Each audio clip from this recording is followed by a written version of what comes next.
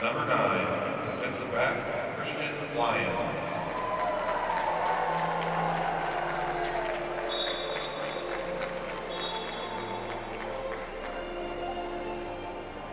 Number 10, wide receiver, Kate Camps.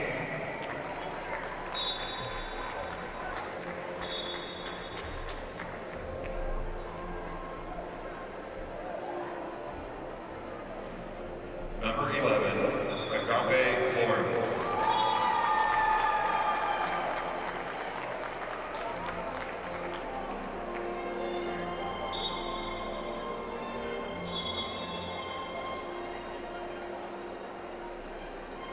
Number 13, quarterback, DJ Shelton.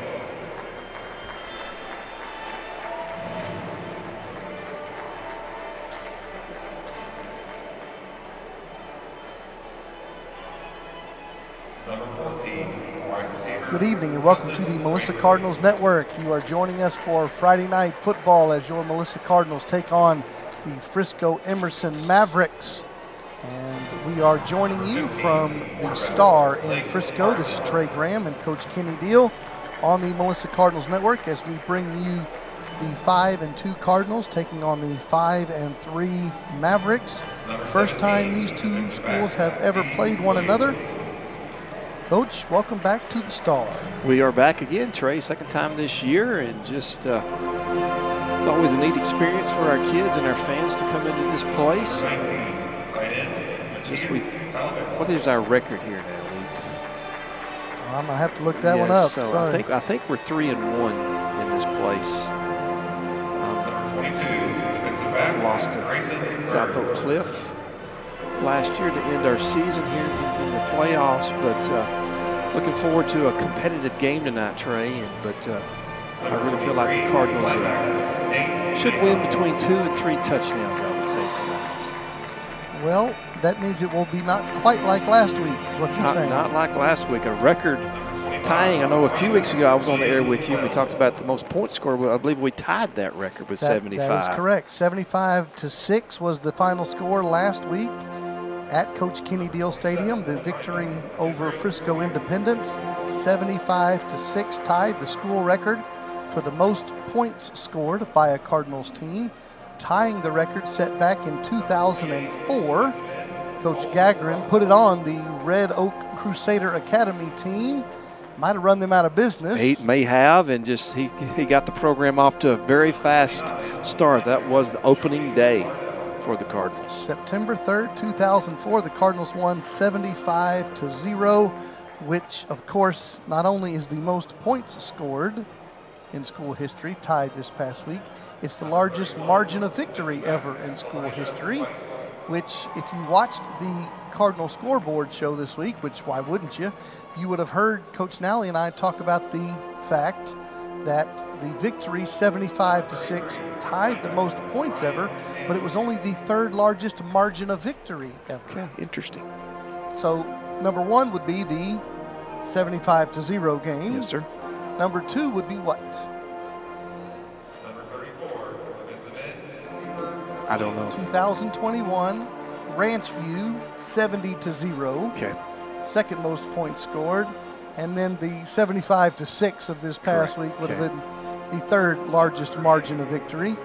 And the scoreboard was very lopsided last week for the Cardinals, but also the stat board was as well. Total yards for the Cardinals, 630 to 183 for Independence. So more than a 3-1 margin in total yards. And our players of the game last week were first time ever victors or winners of that. Max Corbin had an interception return for a touchdown, and then Xavier Ramirez in his first ever varsity football game ran a punt back for a touchdown. That was a good way to start your career off, being on varsity. Yes, sir. Coach, let me play. Well, what do you think you can do for us? I can return punts. Are you sure? Here, let me show you. Run it back for a touchdown. So Max Corbin and Xavier Ramirez were our players of the game last week, and we are going to nominate a couple of players of the game at the end of this broadcast. We're so glad you're joining us from the Star in Frisco. It is an indoor facility. It's artificial turf, of course, It is the practice facility of the Dallas Cowboys, part of this huge Jerry World complex up here in Frisco. So the Cowboys practice here. It is a shared football facility amongst all the different Frisco high schools. That's why it's our second game here, as we play lots of Frisco schools.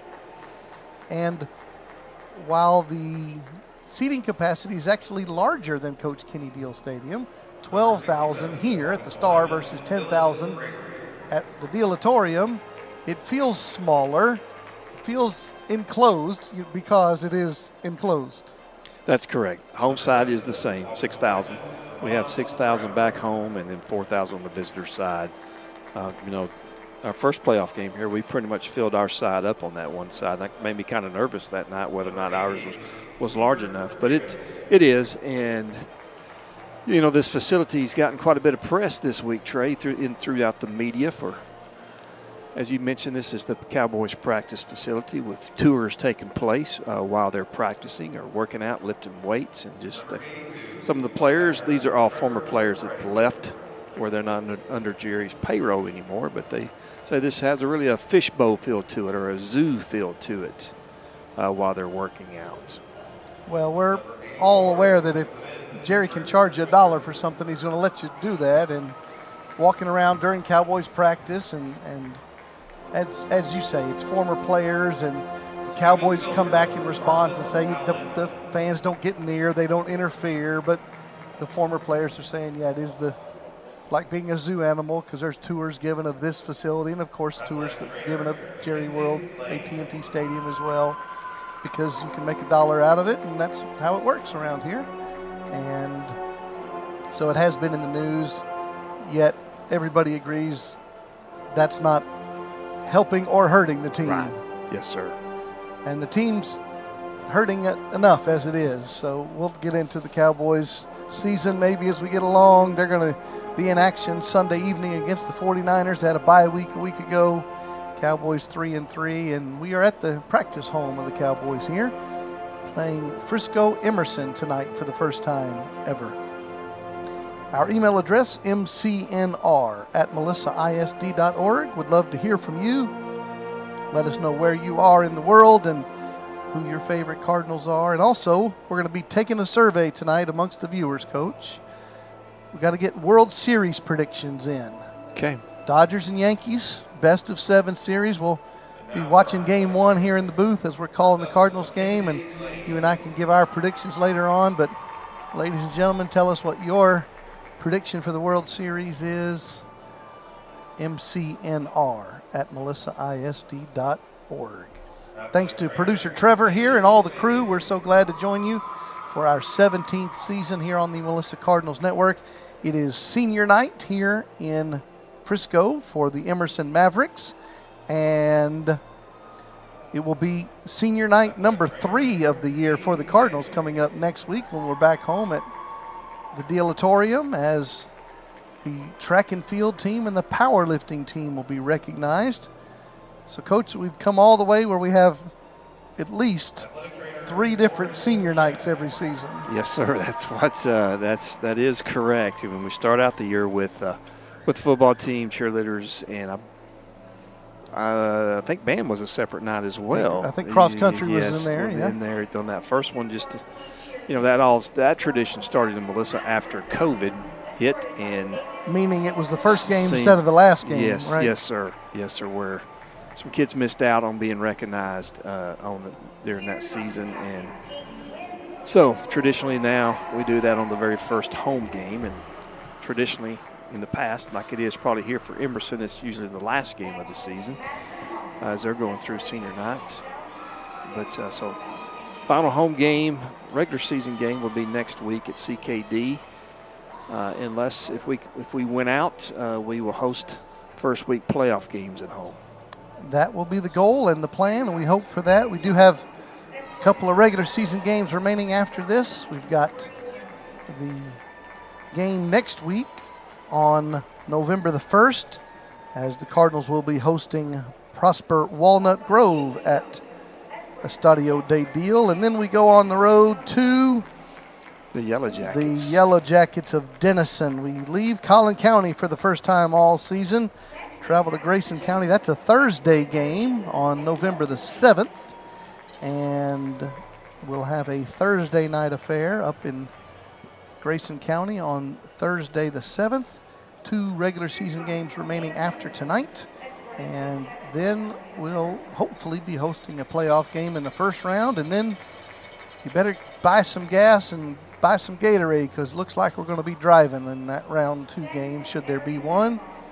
If the brackets go as we're looking at them, we may be heading on a pretty hefty road game. We'll see.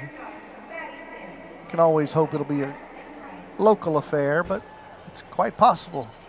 You'll need to gas up the tank in order to go visit us with the second round playoffs, but we'll get to that as we go along. We're doing bracketology as we go forward.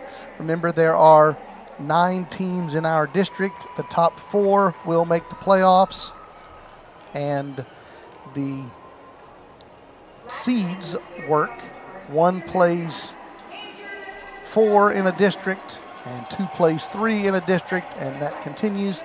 And the 4 teams, that's how the brackets work. And if the Cardinals, due to their loss to Lovejoy, if they win out, they should be the number 2 team in the district. And in 5A and 6A football, the top 2 seeds host a first-round playoff game.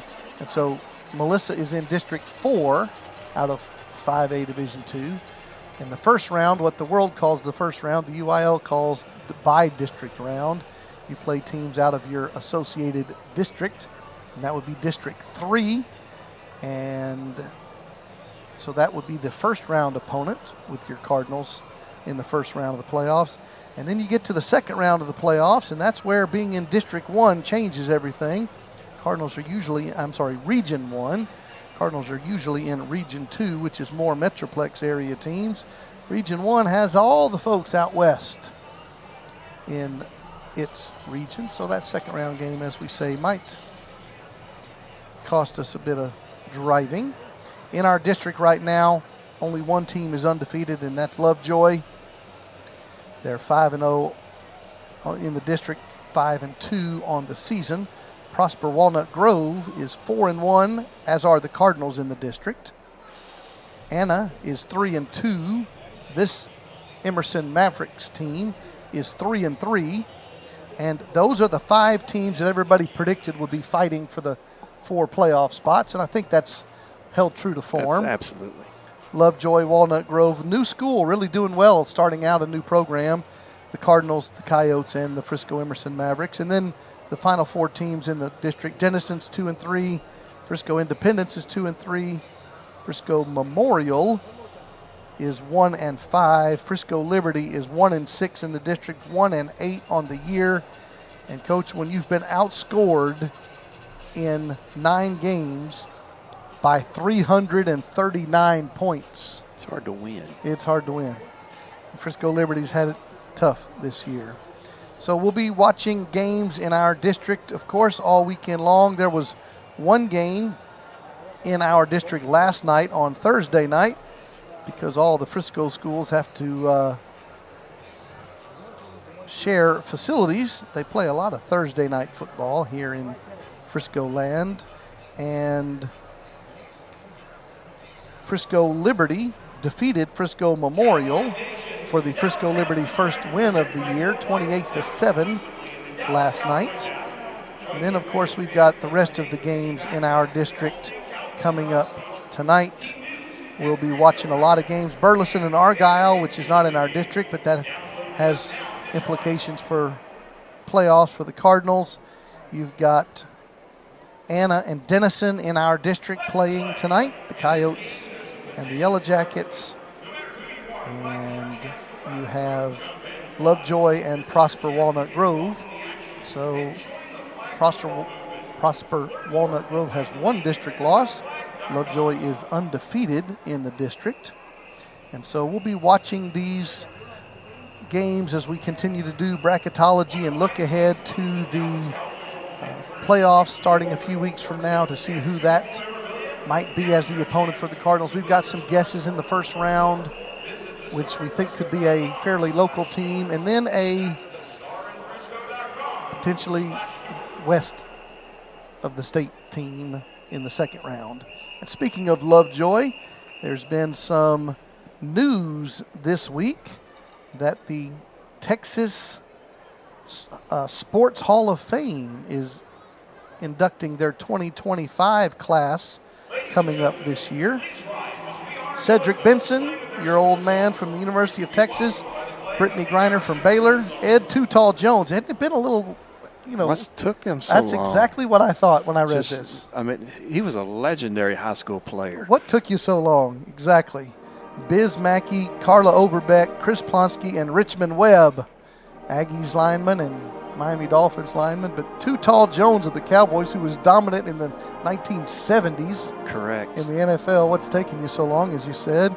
And then, guess who else? Lovejoy athletic director and head football coach Todd Dodge is being inducted into the Texas Sports Hall of Fame in the wintertime. So congratulations to Coach Dodge, a well-deserved honor. Absolutely. It just is it 7 state championships? Very difficult to win one, much less 7, and do it at 2 different schools. And definitely has Lovejoy, playing at a high level in his first year there. And sometimes that's hard with a coaching change, but they really picked up where they started off last year. And, Dodge had a tremendous high school career as a quarterback, then went on to the University of Texas, and then had a few stints coaching in college as well, but in North Texas, but really made his hay making a name for himself at South Lake Carroll, and then going back to Austin, and is very successful at Austin Westlake. Of those 7 state championships, he has 2 three-peats in 2004, 5, and 6 with South Lake Carroll, and then 19, 20, and 21 with Austin Westlake. So 7 rings, 2 three-peats, and not only a great coach, a great player, and as Coach Matt Nally of the Cardinals will tell you, a mentor to the team, mentor to Coach Nally himself. And so a well-deserved honor. Congratulations to Coach Dodge in his being named the Texas Sports Hall of Fame. Congratulations to Too Tall Jones. Again, it just took too long. That's kind of mind-boggling. Yes. We are here at the Star in Frisco. This is Trey Graham, Coach Kenny Deal. Remember our email address, mcnr@melissaisd.org, mcnr@melissaisd.org. We'd love to hear from you. Tell us where you're watching from, who your favorite Cardinal is, and your World Series predictions as we're getting ready to get underway between the Yankees and the Dodgers. And, Coach, you stumped me earlier, I have to admit. On the Dodgers and Yankees? Yes, the last time these 2 famous teams met in the World Series. You stumped me. Yes, sir. I was a junior in high school. 1981, the last time these 2 teams faced off in a World Series. Of course, both of them have been there since then, but haven't played each other since 1981. The great Fernando Valenzuela. Yes, sir. Passed away this week, but he was as his rookie year and started game 1. I may be wrong in that. Might have been game 2 or 3 of that, but was the opening day starter for the Dodgers that season. So we're going to get into World Series talk and get your predictions. Who's going to win and how many games as a fun, we hope, World Series gets underway without your Texas Rangers. But we always have last year, right? Yes, sir. I believe this might be the first World Series with 2 players that's hit 50 home runs during the season. Oh, wow. Okay, you did your homework. Judge and Shohei.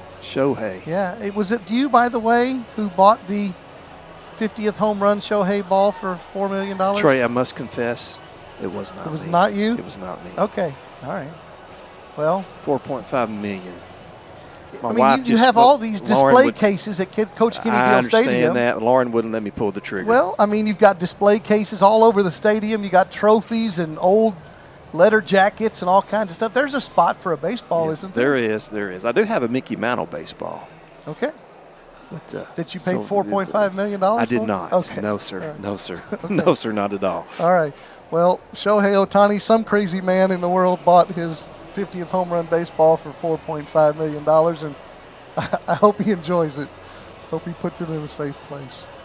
You are getting ready for the opening kickoff tonight. Your Melissa Cardinals, 5-2 overall, 4-1 in the district, taking on the Emerson Mavericks, 5-3 overall, 3-3 on the year. We are glad you are joining us tonight from the Star in Frisco. Leslie Reddick Farrell, our good friend, is watching from Victoria, Texas. Mr. Michael is out fishing. She says he'll be checking in for score updates. So enjoy your fishing night. And hello to Leslie Reddick Farrell, our good friend. The teams have made their way into the locker rooms for the final discussion with the coaches before the entrance of the teams. We got some new threads for the Cardinals. We'll talk about that in a minute when we bring them out here. They're behind that big banner. There it is. Look at those helmets. Pretty fancy digs for the Cardinals. White jerseys, white pants, red numerals, and the, what do you call that? Cherry red? Cherry red, yes. Some sort of. So that's just a shell that fits over their current helmets. Really? Yes, sir. What do they think? It's all legal. Next? All right. So new threads for the Cardinals, looking sharp tonight with the red, shiny helmets.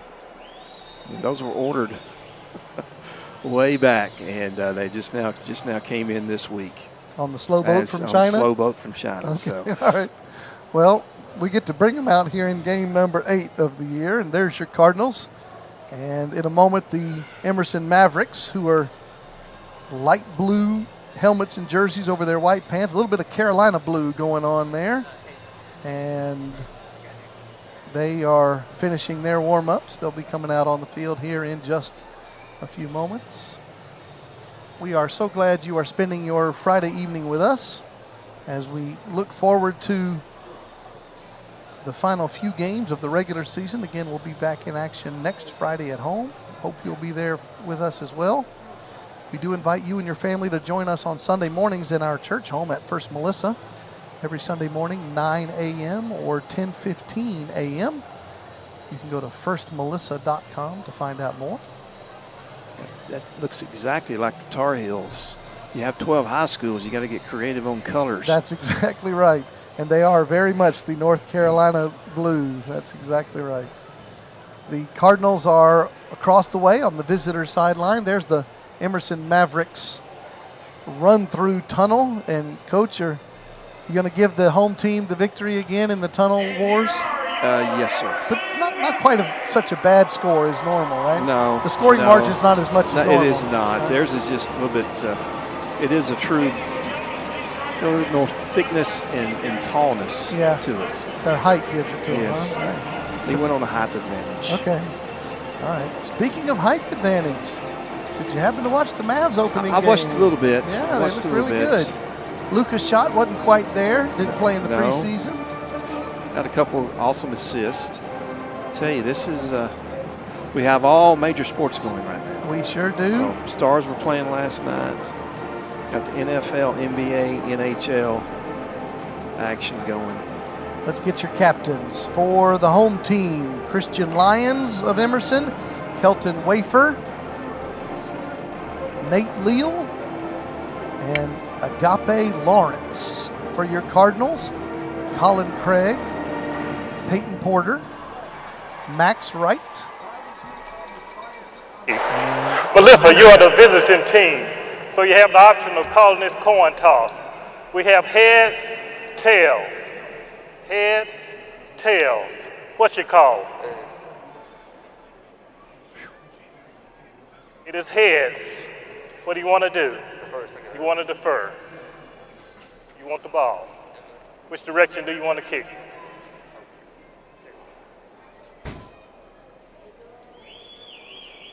Melissa has won the coin toss and elected to defer their option to the second half. Emerson will receive. As you hear from our officials, Melissa has deferred in the first half after winning the toss. So the Emerson Mavericks will go on offense first. They will receive the football, be going left to right on your radio dial. Head coach Kendall Miller of the Mavericks His coordinators are Billy Ellis, Corey Brunson, and Charles Cox. Their offense is led by DJ Shelton. He is a talented quarterback for Emerson, and you're going to hear his name a lot tonight as we get underway. And we'll introduce the starting defensive lineup for your Cardinals in just a moment. Here comes the Emerson Mavericks in the Carolina blue, coming out on the field for the home team. And then it looks like the Glee Club from Emerson High School is going to honor America with the national anthem. Remember our email address, mcnr@melissaisd.org. So glad to hear from you. We've already got friends checking in. We'll get to those in just a moment.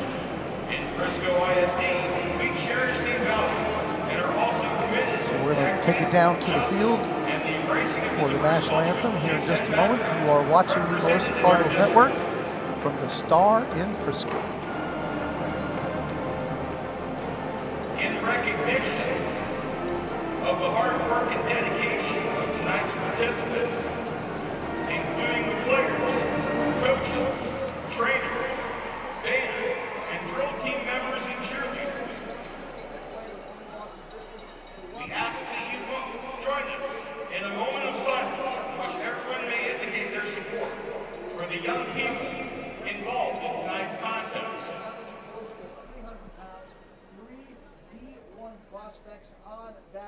Thank you. Ladies and gentlemen, please rise for the national anthem performed tonight by the Emerson High School Varsity Choir, the Maverick Backgrounds. Now from the Ford Center, our national anthem.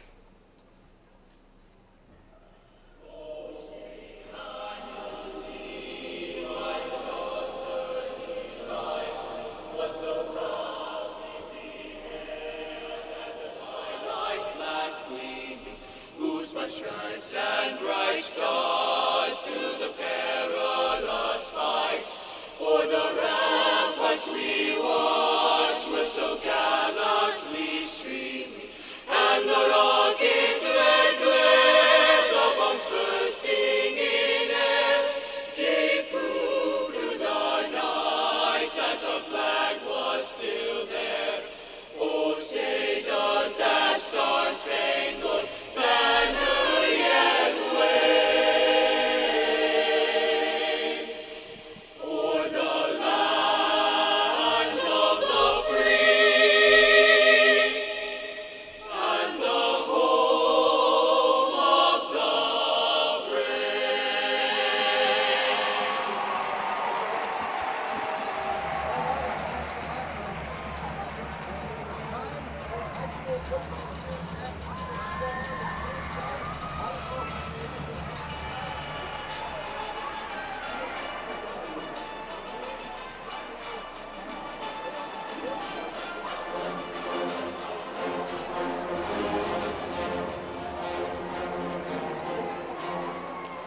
An excellent performance by the choir of Emerson High School.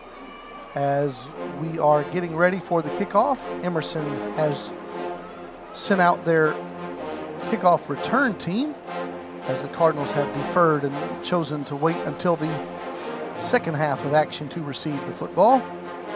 You are watching and listening to the Melissa Cardinals Network. Thank you for joining us tonight. This is district action here. Your Melissa Cardinals at the Star here in Frisco. Melissa in those new helmets, looking sharp with the red helmets, white jerseys and pants, red numerals.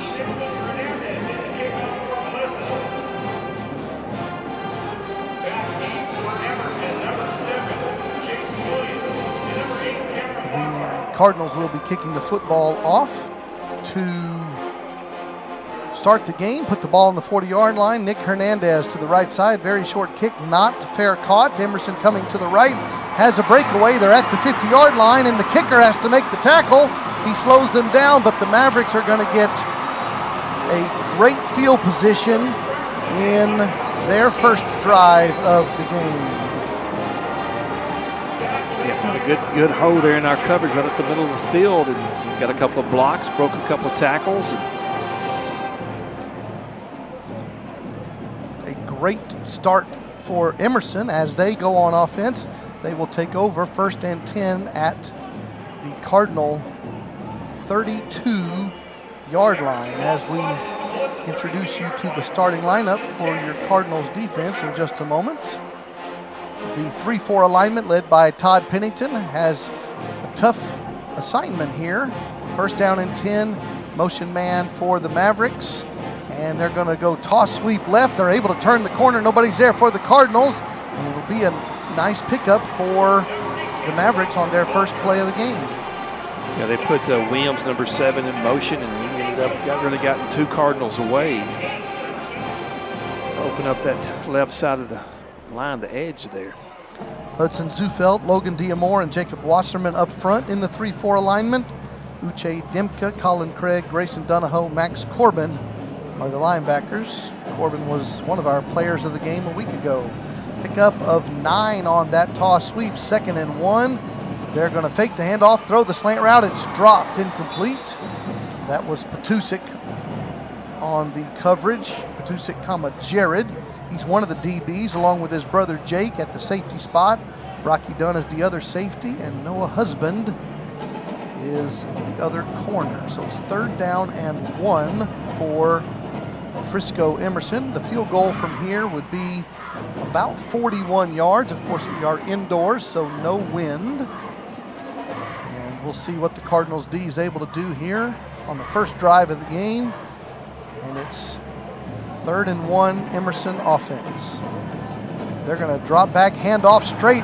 Handoff, it's going to be a 1st down and more. And it'll be 1st and goal for Emerson. They're able to get around the edge again. Yes, sir. Found a good hole there on the left side of their line. Really got to the 2nd level being untouched. That is going to be a new set of downs for Emerson. And finally pushed out of bounds by Noah Husband, but not before Lockhart was able to get 1st and goal from the 8 for Emerson. Cardinals showing some pressure. They're going to run option right. The quarterback's going to keep it, and he'll pick up about 2 on that carry. That is DJ Shelton. We told you the starting quarterback for the Mavericks wears jersey number 13. They're going to give him a spot. It's around the 6.5-yard line, 2nd and goal. Diamore and Wasserman did a good job on that play, sliding down.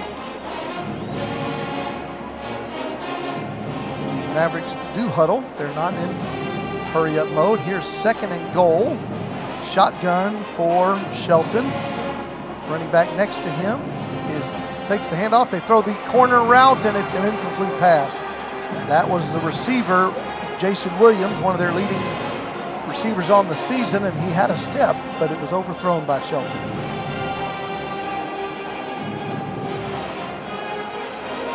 Third down.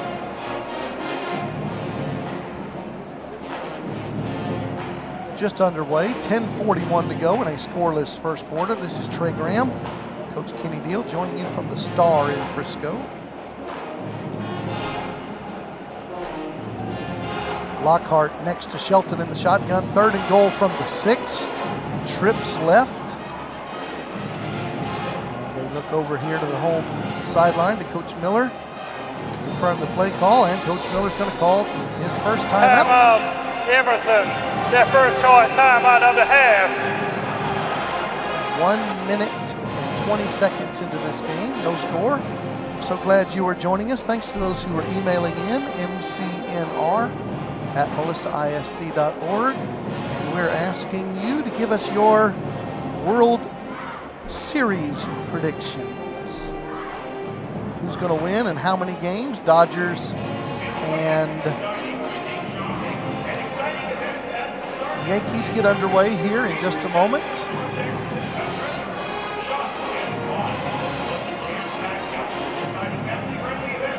This is World Series Game 1 tonight, and the teams are meeting, as we said earlier, for the first time since 1981.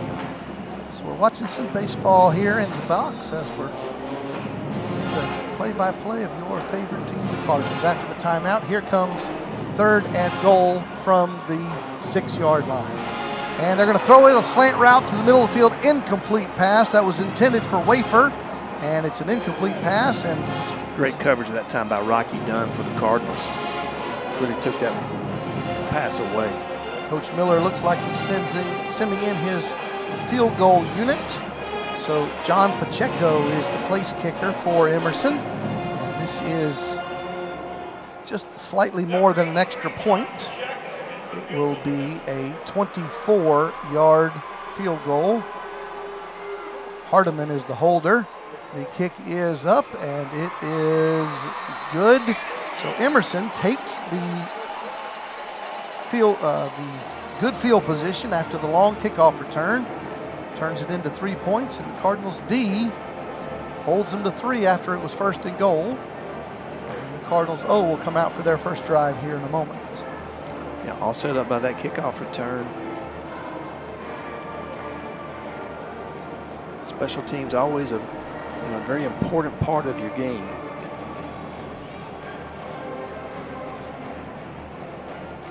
Ten minutes, 31 seconds on the game clock as we send out the Cardinals kickoff return unit. And the Emerson Mavericks will kick off. Pacheco, who just made the field goal, will put the ball on his 40-yard line. Dababneh and Patusik back deep to return this kick for the Cardinals. It's a low line drive, and on the bounce, Dababneh takes it at the 13-yard line up the right hash, out past the 25, and that's where the Cardinals offense will come out for the first time tonight. Coach Hamilton is the offensive coordinator, sends out his unit. The O-line, left tackle Max Wright, left guard Jake Brown, the center is DeMondre Tasby, the right guard is Owen Hollenbeck, and the right tackle is Ryder Slayton, who had some news of his own this week. Did you hear? Did he get an offer? He did. Where was that to? UTEP. UTEP. The Miners. Miners. Yes, sir. So congratulations to him. D1. Noah Schuback, the quarterback, in the shotgun on 1st down and 10 at the 25 officially for the Cardinals. His freshman running back, Bear Tabor, next to him in the backfield. Shotgun snap. Take it to the freshman. He wanted to throw the football, but the play will be blown dead. Delay of game. Offense. 5-yard penalty. Something that will frustrate coaches on your first play of the entire game. You get a 5-yard delay of game penalty. So back them up 5, 1st and 15. You're going to see lots of receivers. Reese Carter's mostly who you'll see at that H-back spot. Tyler Montgomery, Jacob Nye, and others at the receiver spot. Here's 1st and 15. And straight drop back. Schuback pulls it down, scrambles to his right, and he's going to fall forward for a couple of yards. It'll bring up 2nd and long for the Cardinals offense. Flushed out of the pocket. One of the few times you saw Noah get chased down from behind. Cardinals have 2nd and 13. They're not huddling, but they are not in a hurry here early in this first quarter. Carter is the H-back, tight end on the right side. Twins left on 2nd and 13. Schuback has the snap, looks downfield on the seam route to Carter over his head. Incomplete pass. Jackson Canada was the man on coverage. Schuback comes into the game having thrown for 1,530 yards in 7 games with 20 touchdowns and 7 interceptions. He's also run for 296 yards and run for 5 touchdowns, did the quarterback, as has the freshman running back, Bear Tabor. He's got 5 touchdowns on the ground, averaging 6.5 yards per carry. Here's 3rd and long. They're going to throw a crossing route caught by Tyler Montgomery, and he's going to fall forward for a 1st down. Good job by Tyler. I don't think he had the 1st down on the catch, but was able to take a big pop, but to get his body going forward and very tough run. Only picked up a yard after the catch, but that's what he needed to pick up the first down. Needed 13, got 14. First down, Cardinals at the 36. And give it to Bear Tabor on the cross buck, and you're going to get a little bit of pull action by your O-line, and he'll pick up 5 yards out to the 41-yard line. Yeah, nice hole on the right side of the line. Quickly to the ball, 2nd and 5 coming up as the Yankees and Dodgers have just gotten underway in Los Angeles. Cardinals are going to run the football there. Bear goes for none yards on that carry. All right, Coach, you got a World Series prediction before we get to the listeners and the viewers. So it goes to 7 and the Dodgers win. Dodgers in 7, says Coach Deal. All right, ladies and gentlemen, what do you have to say? Coach Deal says Dodgers in 7. Here's a 3rd down and 4 coming up. Schuback in the shotgun. Has 4 receivers. Looks left. He's hit as he throws the football. It's going to fall incomplete. It's going to be 4th and 4. And Coach Nally's going to send out the punt game on the minus side of the field. Just all out blitz that time. Cardinals, there's more blitzers than blockers, and just Noah was lucky to survive that play. Christian Lyons is the punt returner for the Mavericks. Sham McGregor is the left-footed punter for your Cardinals. And he's going to take a good snap, get the ball away. It's partially tipped, was partially blocked, and Emerson is going to get tremendous field position for the 2nd straight possession due to special teams. As we mentioned, special teams are very important, just excellent field position. That rush was very similar to the blitz that just hit Noah right in the chops. Got his hand on there. The ball went straight up in the air. Emerson has came to play tonight, They Trey. have, yes, sir. They are trying to keep their playoff hopes alive. Remember, there are 9 teams in our district. The top 4 will make the playoffs, and we really think there's 5 fighting for 4 spots, and Emerson is one of those. 1st and 10 at the 34-yard line. They're going to fake the handoff. They're going to throw the post route into the end zone, and it's going to be dropped. That was a touchdown pass. Nice throw from Shelton, but Wafer couldn't bring it in. He had a step, and that could have been 6. That's 100%. That should have been a touchdown. Cardinals get a big break. Had a slight adjustment on the ball, just could not make that catch. It's 2 drops tonight. 1 for a first down and 1 for a touchdown. Just over 8 minutes to go, first quarter. Emerson with a 2nd and 10 play. They lead 3-0. And Shelton in the shotgun has a motion man. Cardinals are playing man-to-man defense. The Mavericks are going to run the football and go nowhere. Great job by the Cardinals D.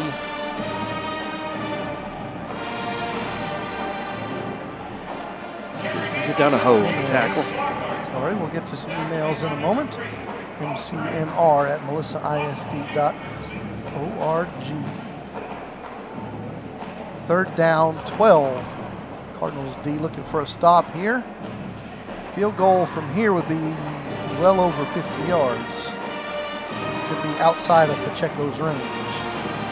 Shelton has the snap, rolls right, sets up, throws a crossing route. Nice throw, nice catch. 1st down for the Mavericks.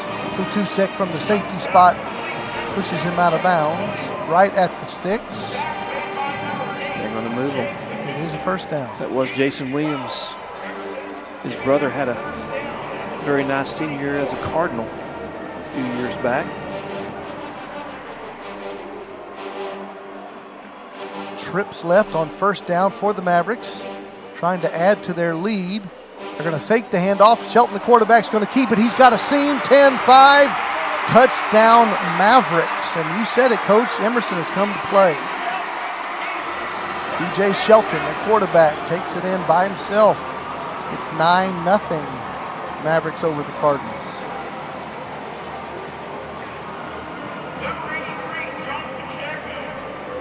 Early wake-up call for the Cardinals. See how they respond. Pacheco, who has a field goal on for the PAT. They drop the snap and they fall on it, so the score is going to remain 9-0. Emerson with the lead. Under 7 minutes to go in this first quarter. Cardinals offense has had the ball once, couldn't do anything with it. Had to punt it away, got the punt partially blocked. So it's time for the Cardinals offense to get in gear, as we say. Dodgers in 7 you're going with, Coach. Yes, sir. What about you? I'm going Dodgers in 6. Ladies and gentlemen, you're welcome to let us know. Black Knights, that would be the undefeated Army Black Knights. They are off this weekend. Getting ready for the Air Force Falcons.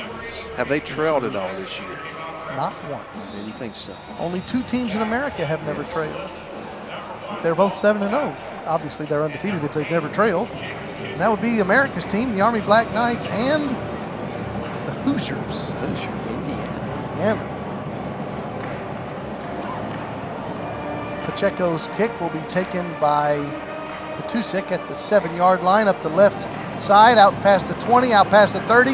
He has a seam and a good move at the 40, out past the 50. He's got some speed. He'll take it inside the 30, down near the 20-yard line. And so the Cardinals special team turns around and does it for them. Nice return, Jake Petusik. Lost his helmet to play. That gives Grandma an opportunity to see his face. Yeah, great run. Good couple of great cuts on that, and did a good job at the end of this run by protecting the ball as he was being tracked down from behind. Just kind of lost his footing after he broke this last tackle there, trying to stretch it out, and then was able for them to catch up with him.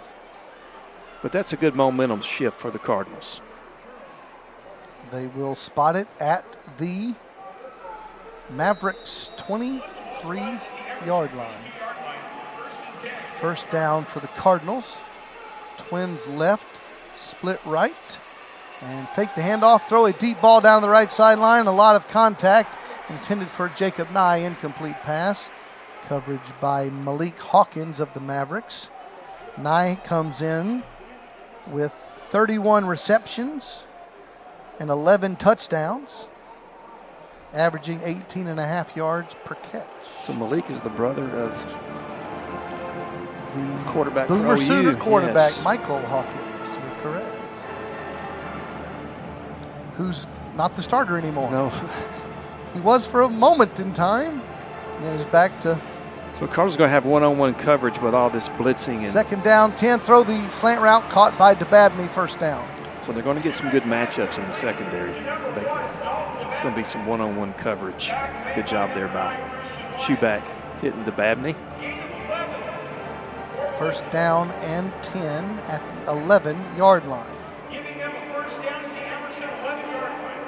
Halfway through the first quarter, Cardinals trail 9-0. Bear Tabor next to Shuback in the backfield. And they're going to run quarterback draw for Noah.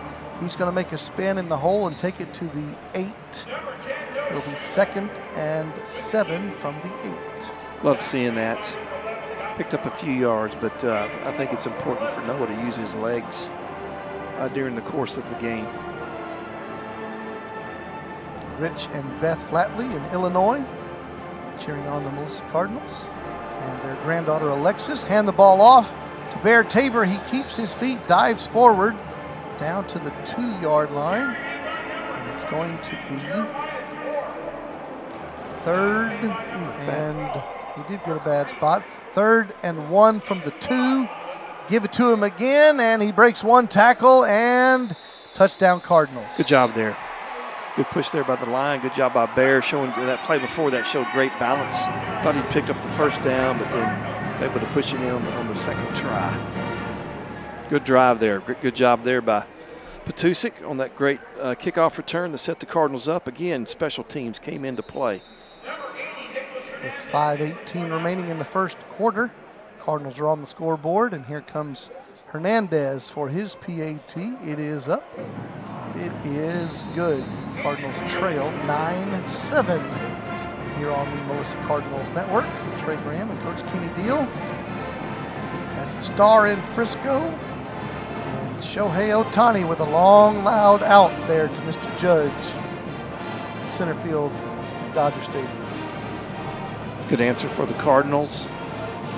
Come back and score quickly after giving up the touchdown. See if the Cardinals pooch this ball again or kick it deep. I think a lot of times when these pooch kicks, you get kind of used to as a gunner or a man going down to cover that. Often they're fair caught, and you can't. You got to go full speed with anticipation that you're going to go down there and hit somebody. Cardinals will kick the football away. Hernandez puts it on his 40-yard line. 5:18 to go first quarter. Cardinals on the scoreboard with a Bear Tabor touchdown run. That is his 6th of the year. This one is short to the left side. It will be returned by the Mavericks, trying to turn the corner at the 30 and able to do so. Gets out past the 40. Flag comes in. He's taken down at the Maverick 44, and we'll see what the penalty flag is. That's going to be holding on the Mavericks. So while we have a moment, you watched that Dallas Mavericks, you said? I watched a little bit. Trey, I didn't watch the end of it. Well, they looked good. The end was when they played the best. Yes. They finally got it going, and Klay Thompson, all he can do is shoot that ball, and he's great. And that's a good start for him. Yeah. And Derek Lively from Duke. Yes, sir. That's he's going to be very, very good, I feel like. Very, very high ceiling that Lively has. I think in a couple of years you'll see him, moving out and even shooting 3-pointers from time to time. But it's been a while since the Mavericks had a combo like that protecting the rim. 1st and 10. They spotted at the 28-yard line for the Mavericks, and they're going to run the football and go nowhere is the quarterback, Shelton. Busted play there on the snap as he juggled it, missed the handoff. So far so good for the defending Western Conference champ Mavericks. The big three, as they now say: Klay Thompson, Kyrie Irving, and Luka Doncic. 2nd and 9. There's another trouble with the snap. He throws an out route, and it's caught, but we have a flag in the backfield. It'll be 3rd down. Roughing the passer, number 3 of the offense. 15-yard penalty, automatic first down. Number 3 of the defense has to be against the Cardinals, and that was a situation where you, in today's world, that is, you really get 1 step after he releases the football, and if you take 2 or 3 steps, they're going to call it on you. So that was, then they completed that pass for about an 8-yard gain, and so they mark it off from the spot of the where they caught the ball. So it's a 23-yard gain there for the Mavericks. So they have it 1st and 10 at the Cardinal side of the midfield stripe at the 49, and give the handoff and have trouble a little bit with that handoff and go nowhere on that play. Lots of Cardinals in the middle of that one. Wasserman's in there, and Donahoe, no gain on the play. Rocky Dunn came up from the safety position too to meet them at the line of scrimmage, number 7.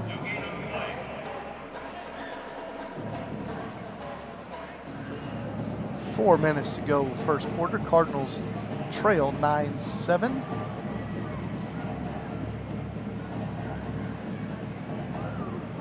Second down and 10.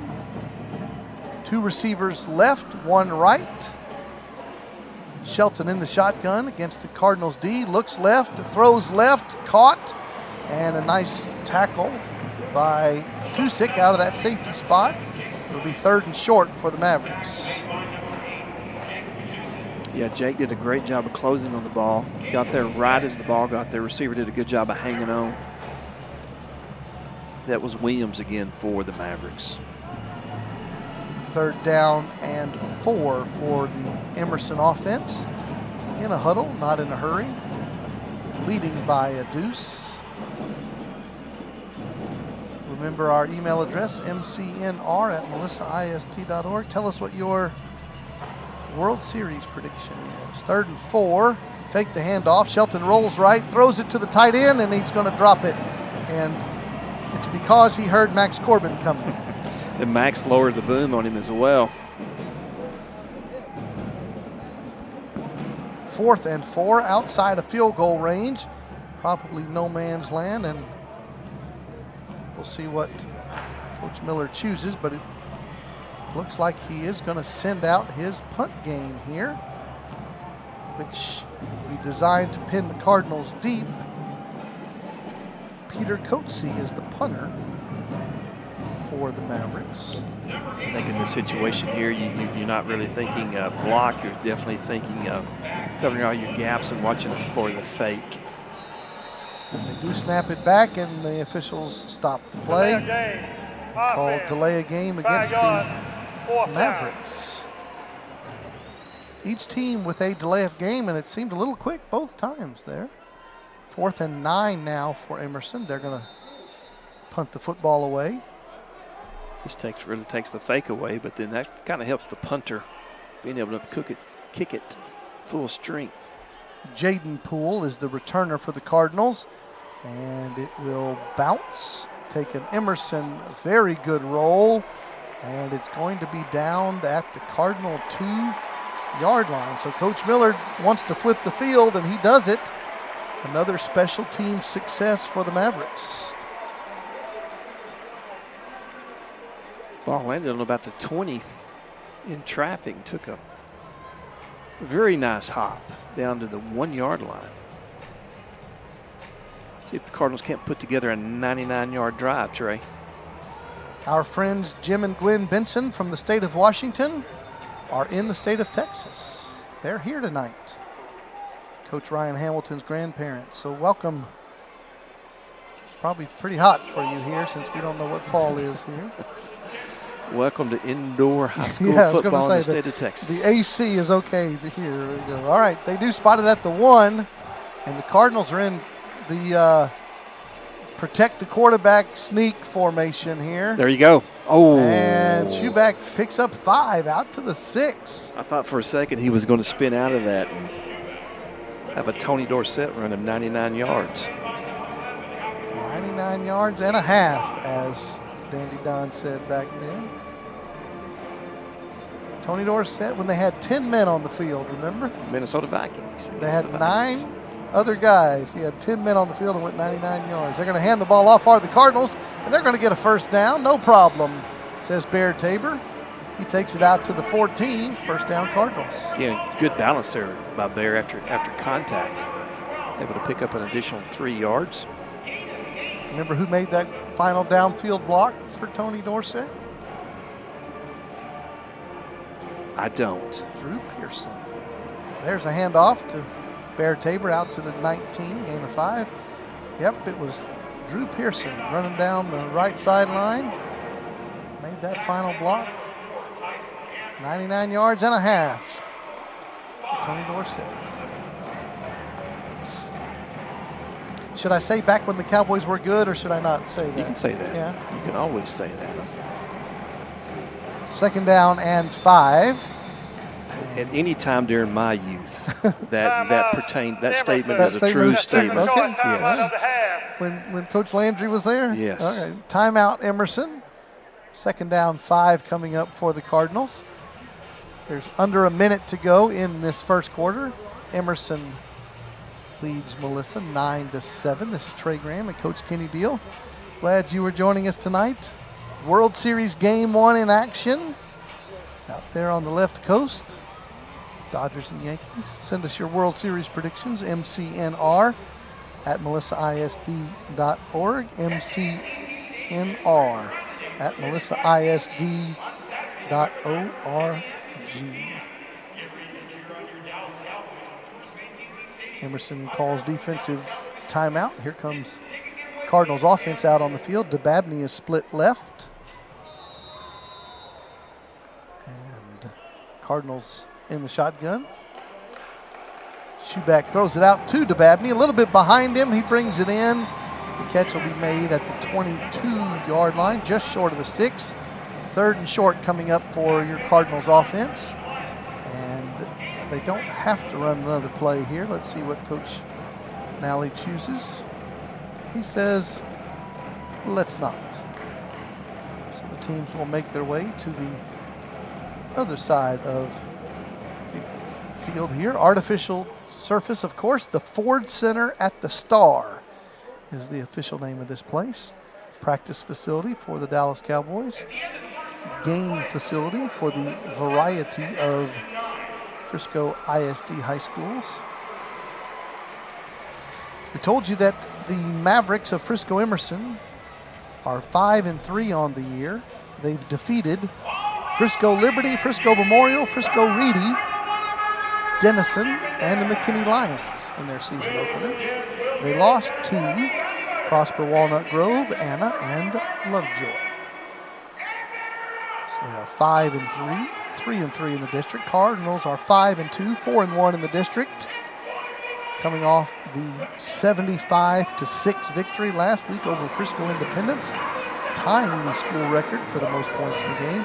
So if you had watched the Cardinal scoreboard show, Coach, which I know you do every week, you would have heard my conversation with Coach Nally when I asked him, did he consider going for the 2 when they were up 68-6 and they scored, kicking it tied the record. I asked if he considered going for 2, and he said no. That's a good call. That's the Nally you know? Yes, that's a good call. I might have recommended just to go for it because it gives me something interesting to talk about. 3rd and 2 as the second quarter gets underway. Trips right, Schuback takes the high snap, gives it to Bear Tabor, who pushes it very close to the sticks. There is a flag down. See, this might possibly be offsides on the Mavericks. Nope, it's going to be on the Cards. Sideline warning on Melissa, their first of the game. All right, so no penalty yardage enforced, and it is 4th and 1. And they got to move the chain over there. Coach Nally's having a chat with the officials.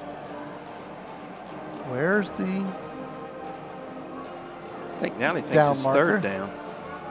Well, the down marker says 3rd down, but it's really not. So now here comes the punt team, and they're going to come out, and he's going to have to use a timeout or take a delay of game, and they're going to use a timeout before he gets the punt game in.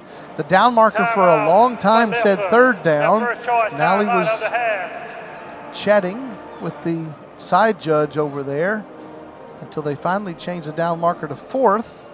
And 4th and 2 inside your own 25-yard line. It will be punt time for the Cardinals, but the play clock had run down so much that now he has to use a timeout.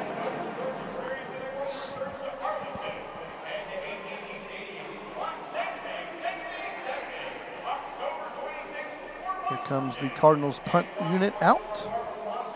It's kind of a weird, that was kind of, sideline warning on a play up the middle. It's not like he was chasing down a receiver. No, and not running down the sideline on a 0 gain. Yeah. 4th and 2. Let's take care of the ball here, Cards. Sham McGregor with the punt, gets it away cleanly. Good punt. And fair caught by Emerson at their 41-yard line. First down, Mavericks in the Carolina blue, leading 9-7. No score in the World Series tonight so far. Top of the second inning.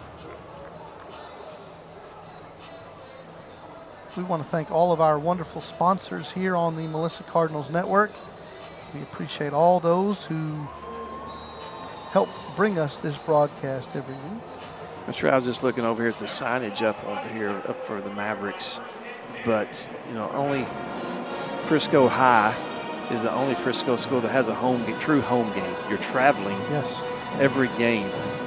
First down and 10. Emerson throws the slant route. Yes, incomplete pass. When we were at Toyota a few weeks ago and we were leaving and you saw the Frisco home team bussing away and packing up all their stuff and coaching gear and equipment and everything, you're right. They do not have a true home game because they share this stadium and move around a lot. So, Coach, why don't you build us a nice new stadium and we won't share it and we'll just play there all the time? Sounds like a good plan. Does it? Second down and 10, Emerson at their own 41-yard line. 2 receivers to each side. Shelton in the shotgun. And we're going to have Emerson timeout. Timeout, Emerson. It's their second The time final out. choice timeout of the half. Again, that was a play clock situation where it was running down. The coach had to call a timeout. Seemed to be a little quick on the draw here with the play clock. You are watching and listening to the Melissa Cardinals Network. Thank you for spending your Friday evening with us. We'll be back at home at Estadio de Deal a week from tonight as Prosper Walnut Grove comes to town. The Cardinals are playing Frisco Emerson tonight for the first time in school history, and they will play Prosper Walnut Grove next Friday for the first time in school history.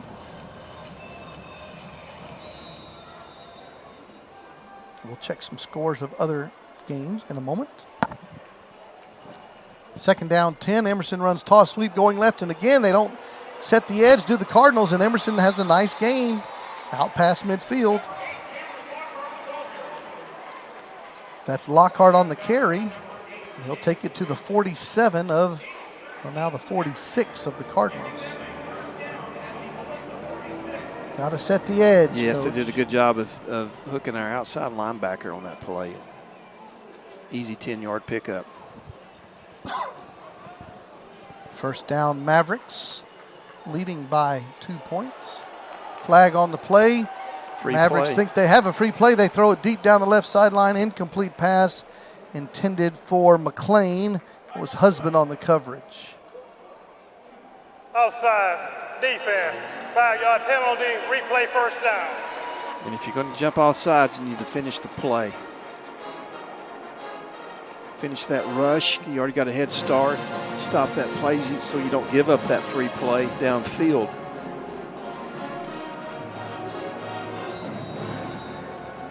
First down and 5 coming up for Emerson.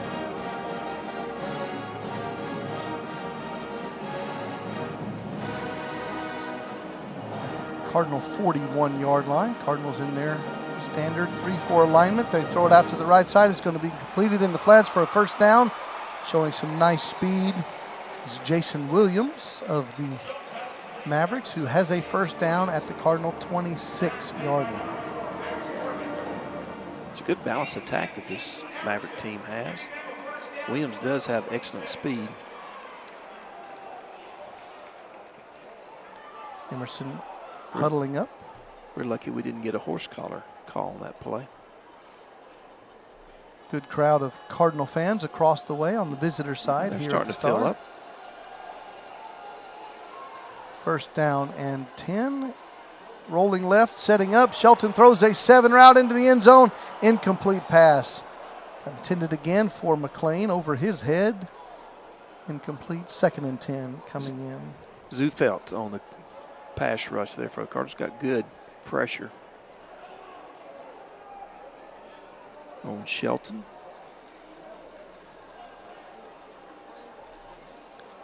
The clock stopped. 10:55 to go in the first half. So a low scoring first half so far. 9-7 Mavericks with the lead. Second down 10. Trips left. Drop the snap again. Juggling it. Shelton picks it up. Dives forward. Makes something out of nothing. And takes it to the 19-yard line. Almost fumbled that twice and ends up picking up 7.5 yards. Very much the North Carolina Tar Heels look are the Emerson Mavericks. Big defensive play here for the Cardinals. See if they can't force them into a field goal.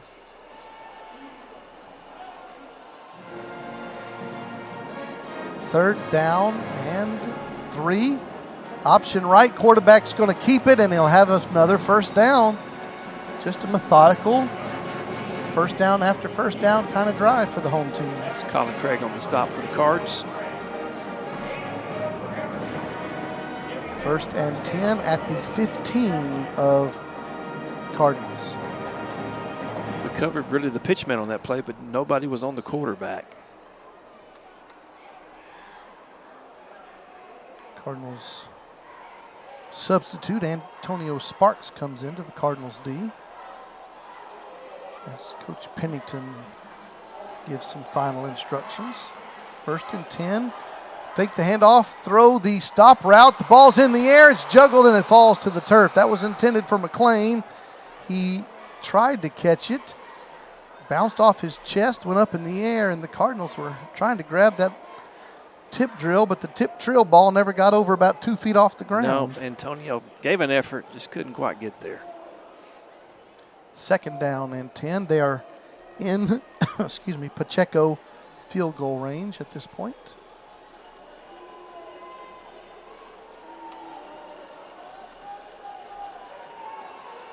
We mentioned that the seating capacity of this place is 12,000, 6,000 on each side. Coach Kenny Deal Stadium is 6,000 on the home side, 4,000 on the visitor side. Much better job. They run toss option left, and the tackle is made in the backfield on Lockhart.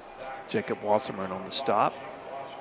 Loss of 2, 3rd and 12. See what Coach Miller of the Mavericks dials up. Number 7. So you need to pay attention to, I would think, on this play. That would be receiver Jason Williams, who's in the slot to the right.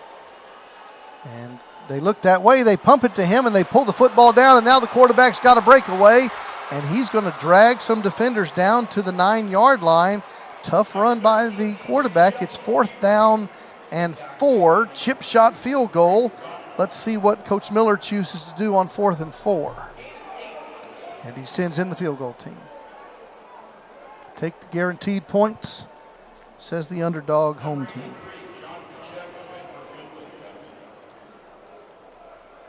A 26-yard field goal attempt. They did have a problem with a snap on an extra point. This one is down, and the kick is up, and it doinks. No good. Doink off the left upright. No good, and the Cardinals D comes away with no points allowed on that drive. 9-7, so you got a good kicker. He hits one field goal, drop the snap on an extra point, and then doinked. And then it's the doink on the upright. So Cardinals D gets a stop, and Melissa will take over. 8 minutes to go in the half. Cardinals down by 2 points.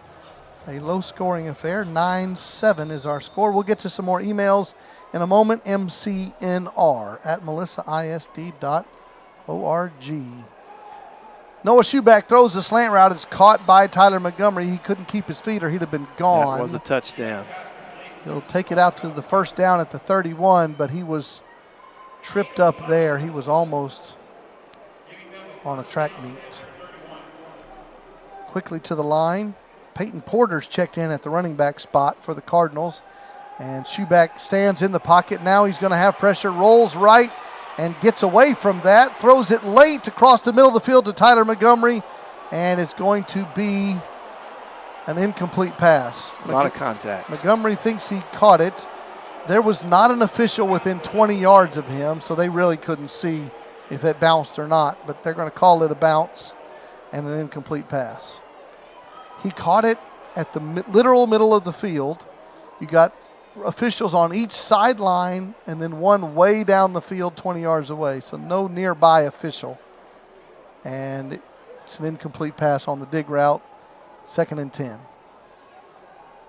Twins left, split right, and give it to Porter, his first carry of the game, and he loses yardage. It's going to be 3rd and long. Hit in the backfield.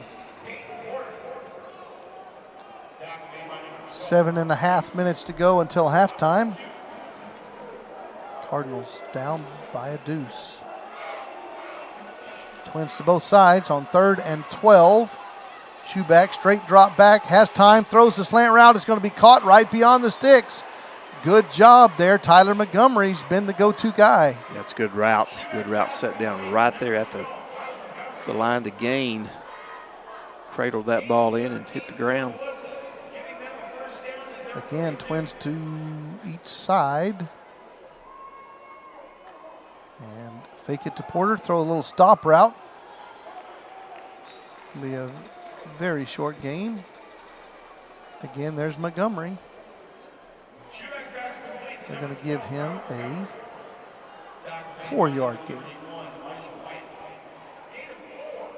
This is Trey Graham and Coach Kenny Deal on the Melissa Cardinals Network in Frisco, Texas. Middle of the second quarter. Schuback has the time in the pocket, and now the time goes away.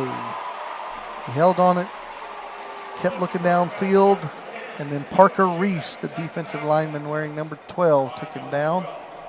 Loss of 2 on the sack. Yeah, I believe Noah just didn't see him, ran right into him. 3rd and 12.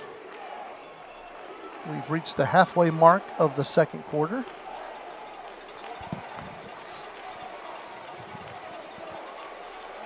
Cardinals have a 3rd and 12. They try to get Free play. Team to jump, and they do, but the officials call it dead. I do think it's defensive offsides. Offsides, number 11 of the defense. 5-yard penalty, still 3rd down.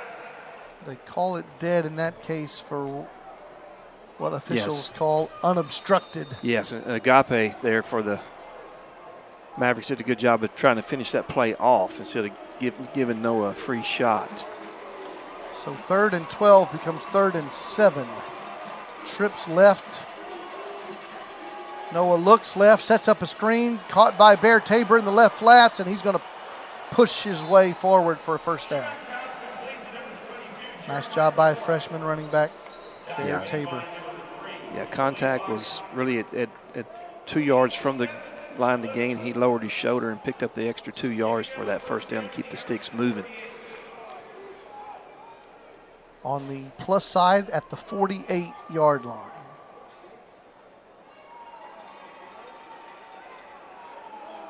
Motion man and setting up a screen to Tabor again. He goes up to grab it, breaks a tackle, and he's going to have a first down.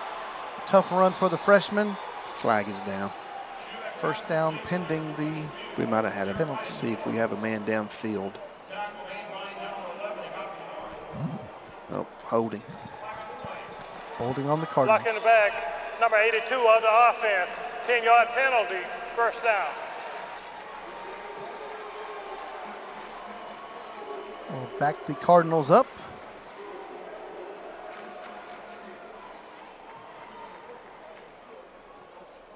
And they will spot it at the Cardinal 47. First down and 15 after the walk-off. Schuback looks left, has time, pulls it down. He's going to run the football. Gets back to the original line of scrimmage. Second down coming up. Good decision. Didn't have anybody open downfield.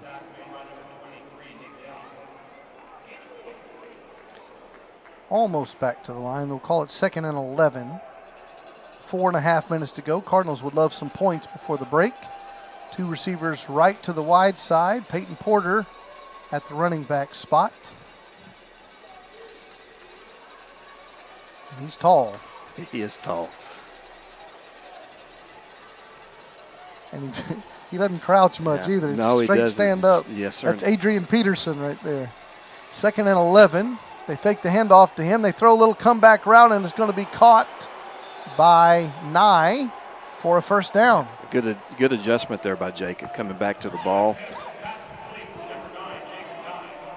Take it to the Maverick 35-yard line. First down Cardinals. Down by 2 points. A little back shoulder route there. Nye on the catch. Hawkins on the coverage. First down Melissa. Twins right. And again, fake it to Porter. Schuback's got a seam route to Tyler Montgomery, and he's going to fall down and not be able to bring it in. Good effort there. Yeah, we've seen him make that catch multiple times. Very, very difficult catch. But it's good effort there. He tracked the ball very well, kept his eye on it. Just good defensive play and couldn't come down with it. He's been busy tonight. He came into the game with 11 catches, averaging 16.5 yards per carry. And he's been the favorite target so far tonight. We have a Cardinals timeout. Melissa, the second choice timeout of the half. 3 minutes, 50 seconds to go until halftime. Cardinals trail 9-7. We'll have the chance to check the scores of other games around our area. We're watching some of these because it is interesting, because they happen to be local teams, or because of bracketology purposes. Remember, the Cardinals are in District 4 out of 5AD2. They'll play teams out of District 3 in the first round of the playoffs. Then they'll play teams in either District 1 or District 2 in the playoffs. And those teams are out west. Here comes a second down and 10 after the Cardinals timeout. Split right, DeBabney and Montgomery. Bear Tabor's back in the game. They fake it to him. They throw a little slant route to DeBabney behind him, incomplete. It'll be 3rd and long. Yeah, timing just off a little bit. Ron Fortner says, go Cardinals. Let's push this ball in the end zone and get a touchdown. Thanks for listening, Ron. And Pam back in Missouri. Always good hearing from Ron. Long-time Cardinal fans. 3rd and 10 coming up from the 35. Probably outside of field goal range here. Schuback has a lot of time in the pocket. Now he's got to pull it down, and he's going to have the ball stripped, and Emerson's going to come up with the loose football. It's great coverage downfield. Line actually did a good job of getting time and just, again, really didn't pick up the man coming towards him, and he did a good job of chopping the ball out of Noah's hand. So that drive is going to fizzle out. 3.5 minutes to go. Emerson will get the football back with the 2-point lead. Late second quarter, Anna 14, Denison 6. Late second quarter, Coach, Lovejoy 17, Walnut Grove 14. Close games tonight, some district play. That's right. And here as well, 9-7 is our score. Emerson with the football at their own 44-yard line after the fumble. They're going to run toss sweep going left, and this time the Cardinals do set the edge. There's going to be a flag coming in. I think it's going to be a little bit ticky-tacky, but they're going to call face mask, I think, against the Cardinals, and that was of the minor variety in my... Max did a good job of blowing that play up. He had 3 blockers on him. Thought they could have called holding against the Mavericks on Max. And we're having an official conference. Personal foul, face mask, number 4 of the defense, 15-yard penalty, automatic first down. That's one of those you might call grazing the face mask, I think, more than grabbing it, but it still counts for. Well, he started out on his shoulder pad. As your call of that was ticky-tack, and I think that is appropriate. It still counts 15 for the blue team. So now it'll be spotted at the Cardinal 44. First down, Emerson with a 2-point lead. Emerson had a good drive against our defense on the last possession, just ended with a missed field goal. 1st and 10. Shelton's going to throw it to the right side, and it's going to be tipped and knocked away. Incomplete. 2nd down.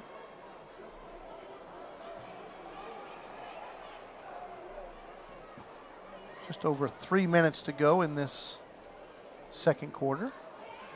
You get to stick around at halftime and enjoy the performances by the various bands. I believe Max was the one. Corbin got his paw on that ball. Last week's player of the game. He had an interception return for a touchdown against Independence. Shelton's going to fake the handoff from quarterback keep until there he is again. Max Corbin pulls him down for a 5-yard gain.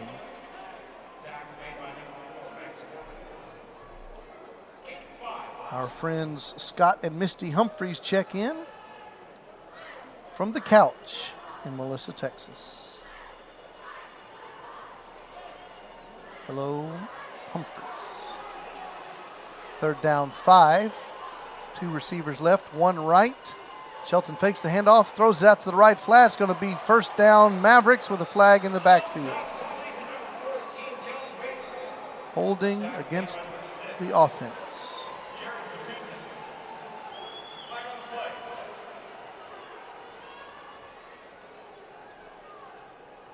I believe they were holding offense, 10-yard penalty, still third down. I believe they were holding Walsh on that play. Number 5 for the Cardinals. Big play. Third down and 15 for the Cardinals defense. Would love to get a stop here, get some points before halftime. Melissa has 1 timeout remaining as we have 2:20 and counting on the second quarter clock. Third and 15 from the midfield stripe. Emerson changing to the trips left bunch, and they look left. Steps up in the pocket, throws the post route, got an open receiver, and he's going to come down with a catch. They've been trying to get it to McLean all night, and they finally connected. It's going to be first down and 10 from the 11. 2 minutes to go in the half. Got behind our secondary.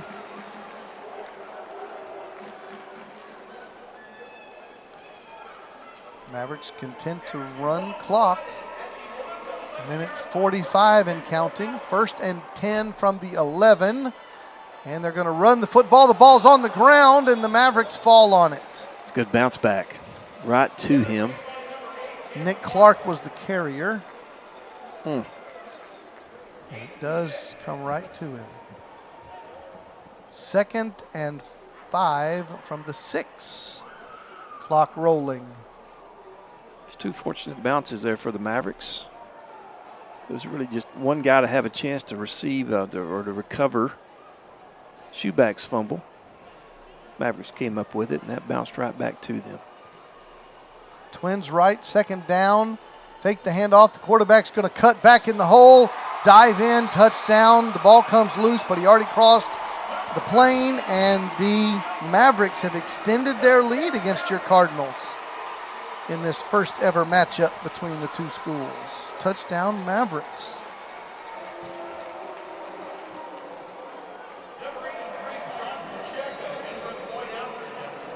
(15-7) pending the Pacheco PAT attempt. It's been an adventure every time he kicks it. That's a low snap and a late hold, and he gets that one up, and it's good. And that kick really should have been blocked. Yes, sir, on that slow hold due to it being a ground ball before getting back there to the holder. But it was a good job by the holder, Hardiman, to put it down and got it through. And Emerson extends their lead 16-7. It's a 2-score advantage for the home team over your Cardinals late here in the second quarter. Chance Miller checks in. Hello, says Pastor Trey, and my favorite coach, Coach Deal. What's up, Chance? Thanks for listening. You need to do some extra cheering coming out here in the second half. Cardinals need it.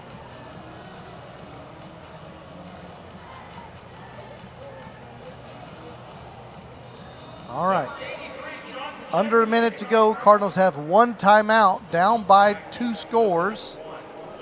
Try to do something here before the halftime break. Pacheco, who just made the PAT, will kick it. It's a short kick, and it bounces to Dababney at the 15-yard line, to the 20 and the 25. Hold on to the football out to the near the 30-yard line. First down Cardinals there. 47 seconds to go in the half. Cardinals trying to get something going on offense here. Yeah, just with 47 seconds left. They're going to have to go quick, see if that doesn't give them some rhythm and kind of bust this up and hit a big play here.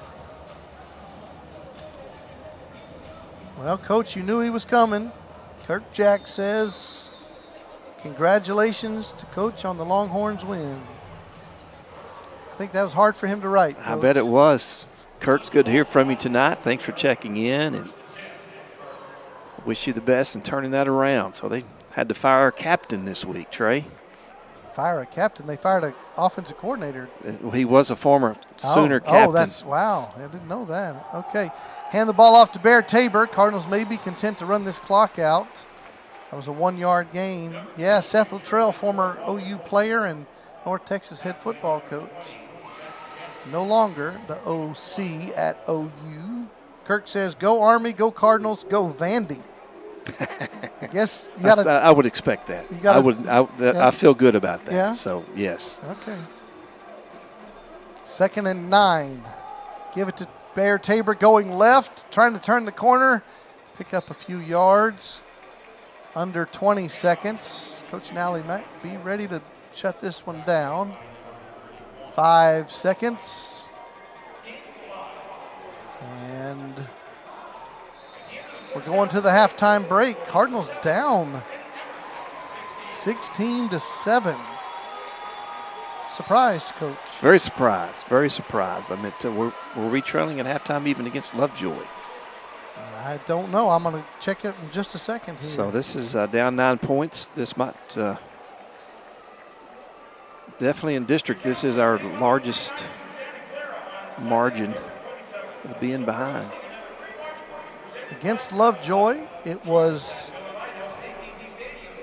21-all at halftime. Yes. So, yes, very surprising. It is halftime score here. Frisco Emerson in their first ever matchup with your Melissa Cardinals lead the visitors 16-7 is our score. The Cardinals are going to make their way into the halftime locker room here at the Ford Center. We'll check some halftime stats for you and some scores in a little while when we come back after you get to enjoy the mighty Cardinal band. So Kirk Jack checks in. Miss Mallory Peel checks in.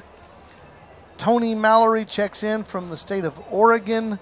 Chris Mallory checks in from Custer, South Dakota. Have you gotten any desserts yet, Coach? I have not. No, sir. Okay. No, sir. That would be Coach Kenny Deal, care of Melissa ISD. What is it, the thing you want? I'm good. We had donut talk. Is that no? But you had your favorite thing from that place. What was it called?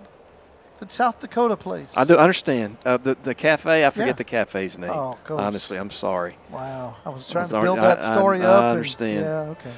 All right, well, the Mighty Cardinal Band is ready to perform here at halftime, and you will enjoy the performance of both bands here on the Melissa Cardinals Network. Thanks to producer Trevor and the cast of thousands here on the Melissa Cardinals Network. We're going to take a break and let you enjoy the bands. Emerson 16, Melissa 7. It's halftime at the Star.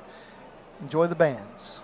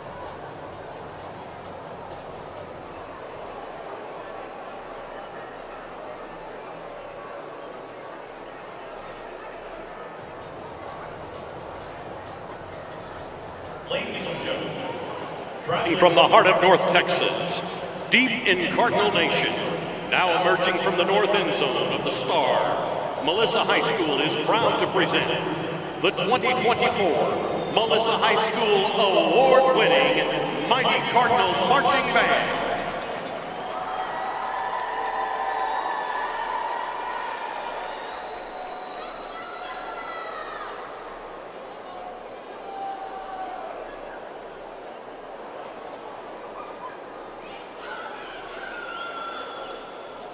The band is under the direction of Jerry Wharton, Zachary Robinson, David Landry, Michelle Hennigan, Clay Singletary, Marley Doherty, Dahlia Lee, and Chris McHenry. Additional staff include Phil Martinez, Zach Cavender, Scott Mills, and Savannah Shattuck. Tonight, the band is led under the field command of drum majors Kyle Nichols, Addison Thomas, Jackson Day, and Hayden Hadnot. The section of the week is the color guard.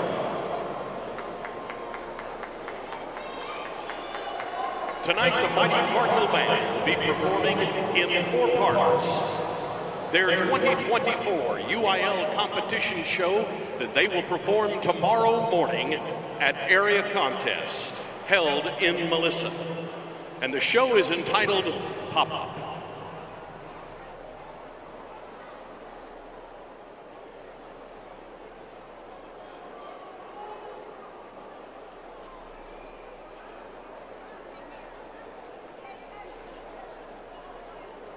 Drum Major Kyle Nichols, you may begin your performance when ready.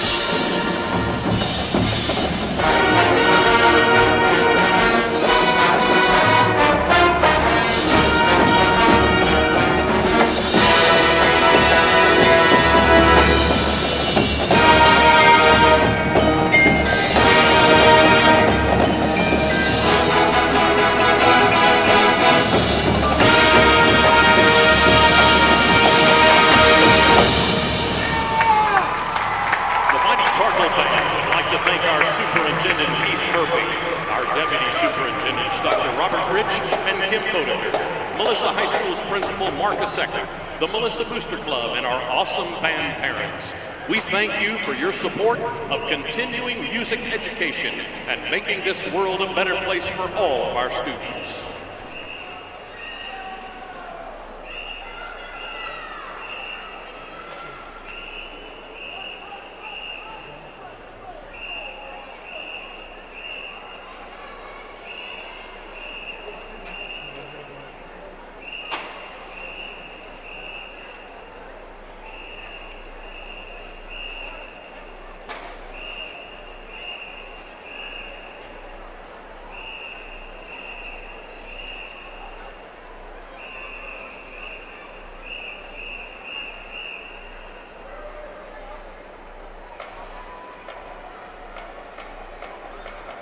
Ladies and gentlemen, stand up, get loud, ring those cowbells, and let's welcome to the field the award-winning Emerson High School Majestics.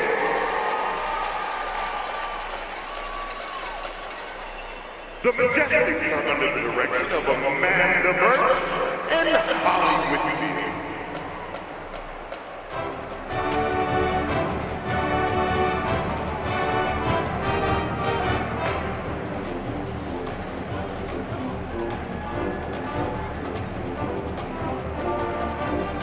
Welcome to the field, our Majestics dance officers, Sophomore Lieutenant Shade Buntron, Junior Lieutenants A. Bolton and Callie Petty, and Captain Faith Wave.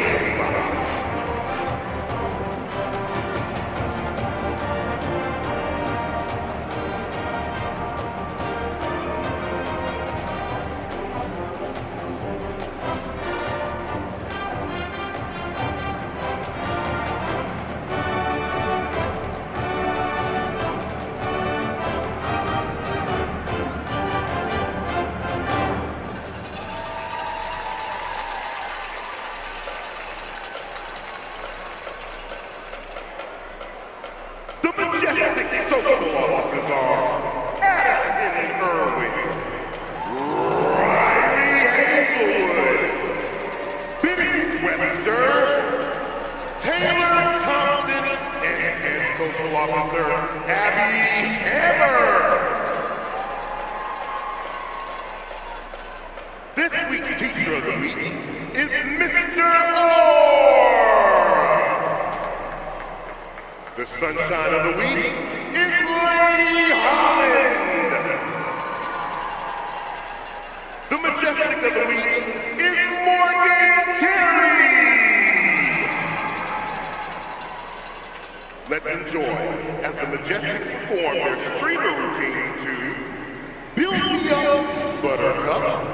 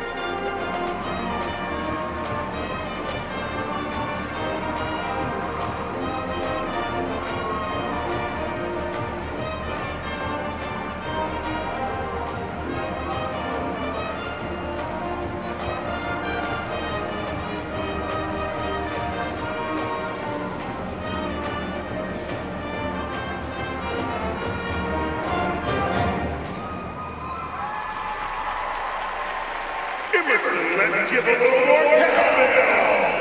Once again, your Emerson High School Majestics.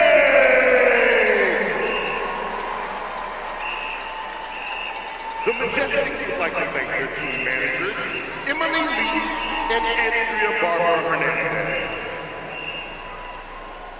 The Majestics would like to thank their families, teachers, administrators, and the EHS Majestics Booster Club for their support this football season. A special thank you to the Emerson Band for playing our fabulous music and sharing the field with us. Go, go, Mavs!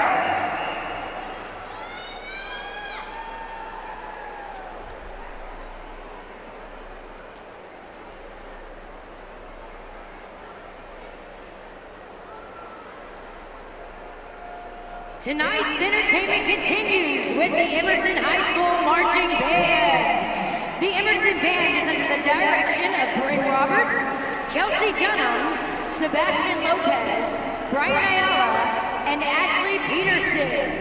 Tonight, the band is excited to perform their 2024 marching show entitled Kinetic Playground.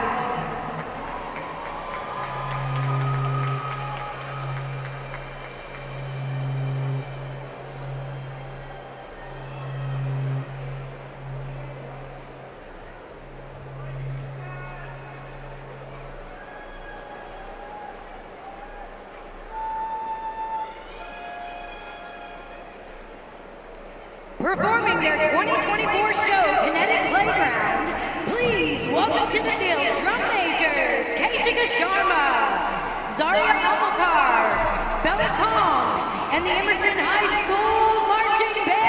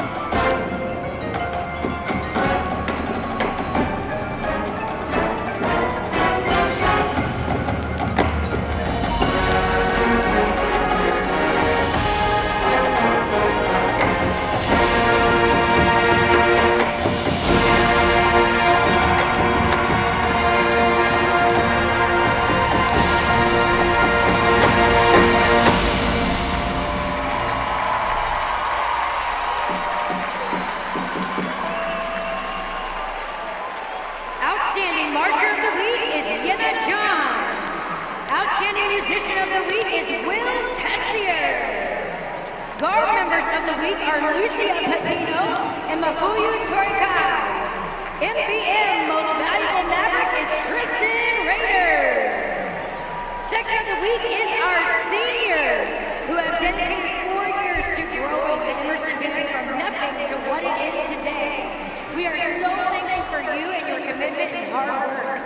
Special shout out tonight to Mrs. Nielsen for planning and serving all of our meals this season. Be bold, be first, be curious, be a Maverick!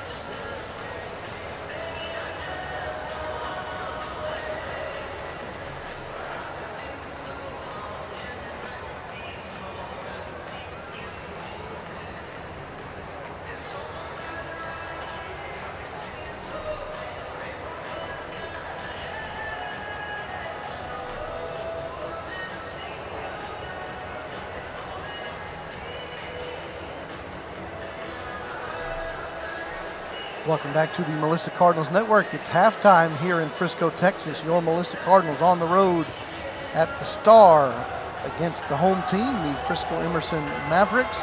And the Cardinals are in unfamiliar territory. Coach Kenny Deal alongside. This is Trey Graham welcoming you back to Frisco. And the Cardinals trail 16-7. The Cardinals have one touchdown tonight, a 2-yard touchdown run in the first quarter by Bear Tabor. Other than that, Coach, it's been a shutout and some tough sledding for the offense. It has been really a defensive contest on both sides. You know, this Cardinals only have 111 total yards in the first half, which it's been a long time since that's happened. They'll get the ball to start the second half. They really need to put together a good drive and get some momentum going and just let these Emerson Mavericks know that they're in for a ball game. Only 31 yards on the ground for the Cardinals in the first half. And that's all from Bear Tabor. Yes, sir. You know, and the defense has really, harassed Noah in the backfield, sacked him several times, and one sack for a fumble and a turnover. And the defenses of Emerson's really gotten after the Cardinals and really been confusing them throughout the first half. See what type of adjustments our coaching staff has made coming out here in the second half and see if we can't turn this around. We will see the Cardinals offense come out on the field. Melissa deferred when they won the opening coin toss, so Emerson will kick the football away, leading 16-7. You can see us, Trey Graham and Kenny Deal in the Star in Frisco, and we would love to hear from you. We'll get to some more emails in a moment. mcnr@melissaisd.org. Jaden Poole will take a short kickoff at the 20-yard line, coming left, turns the corner past the 30, out past the 35-yard line, and taken down at that spot will be first down Melissa with the football. Cardinals in the white jerseys, white pants, and the fancy new red helmets, along with the Carolina blue of the Emerson Mavericks. First time these schools have ever played one another in varsity football. They are district mates, and the home team has a 2-score advantage over the visitors from Melissa. Spotted at the 37 of the Cardinals. Noah Schuback in the shotgun with twins to the right, and hand the ball to Bear Tabor, and he's going to fall forward for a 3-yard gain. Mavericks did a good job getting him by the ankles and getting him down. It looked like he had a little seam there on the left side. Second down, 7. Quickly to the line, 2 receivers right, wing back to the right, fake it to the running back, throw the slant route to Tyler Montgomery, incomplete pass. Coverage well done by Brenham of the, no, I'm sorry. That is by White of the Mavericks. 3rd and 7 coming up.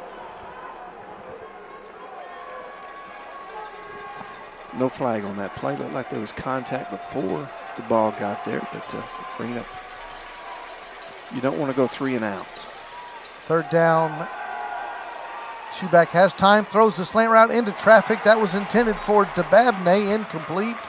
And the Cardinals will indeed go 3 and out, it appears, on this opening drive of the second half. Cardinals offense was, as we say, not in gear in the first half and not yet in gear here in the second half. Not a lot of separation there for DeBabney. Sham McGregor will come in to punt this football away. He's been busy on the punt game tonight. We'll check some scores. Pitiful. And we had trouble on the snap there, do the Cardinals, and the Emerson Mavericks will come up with the football. They would have gotten it anyway as the ball goes over on downs. And Emerson will have another short field to try to add to their 9-point advantage. Can't come up with the snap. Never made it to the punter. Trey hit one of the up backs in the side hip, I believe, and ball just loose on the ground. Excellent field. This is really what set them up in the first half with short fields to score on. Emerson takes over at the 28-yard line of the Cardinals, and they're going to run quarterback keep, and he'll pick up about 4 yards on the carry for DJ Shelton, the quarterback for the Mavericks.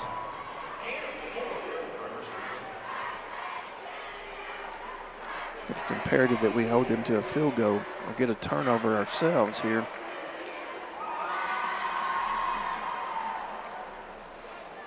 Here comes 2nd down and 6. And a little trouble with that snap. They throw it out to the left side, caught by Williams. He's able to turn the corner. Lots of flags are coming in, and he's pushed out of bounds at the 18-yard line, it appears.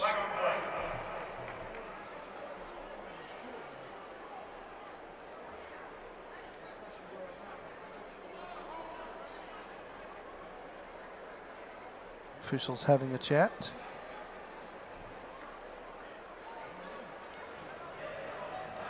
And it will be a call against the Mavericks. It'll be holding.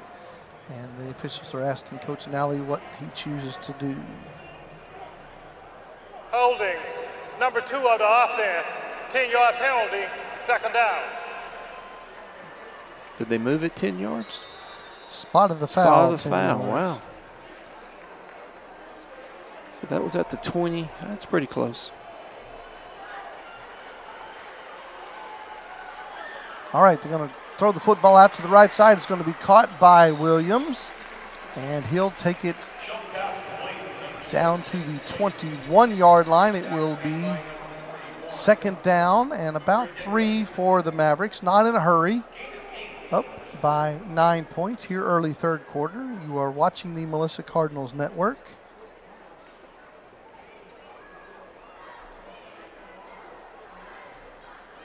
Call it 3rd and 3. Twins left to the wide side. Shelton has time, looks left, throws an out route, caught at the 12-yard line. It will be a 1st down for the Mavericks. They spot him back at the 14. Not a good spot if you're a Emerson fan, but 1st down nevertheless. Definitely in Pacheco field goal range as we look for the Cardinals D trying to get a stop here. 9 minutes to go in this 3rd quarter. 1st and 10 from the 14. Pump fake. Shelton throws it to a wide open receiver in this end zone. Touchdown, Emerson. That was Kelton Wafer on the catch. A good throw by Shelton. And Coach Deal, don't look now. Cardinals are 2 touchdowns behind. Yes, sir. It's a good route there. Shelton hit it right on the spot there. Kind of got our secondary turned inside out on that break out to the corner post.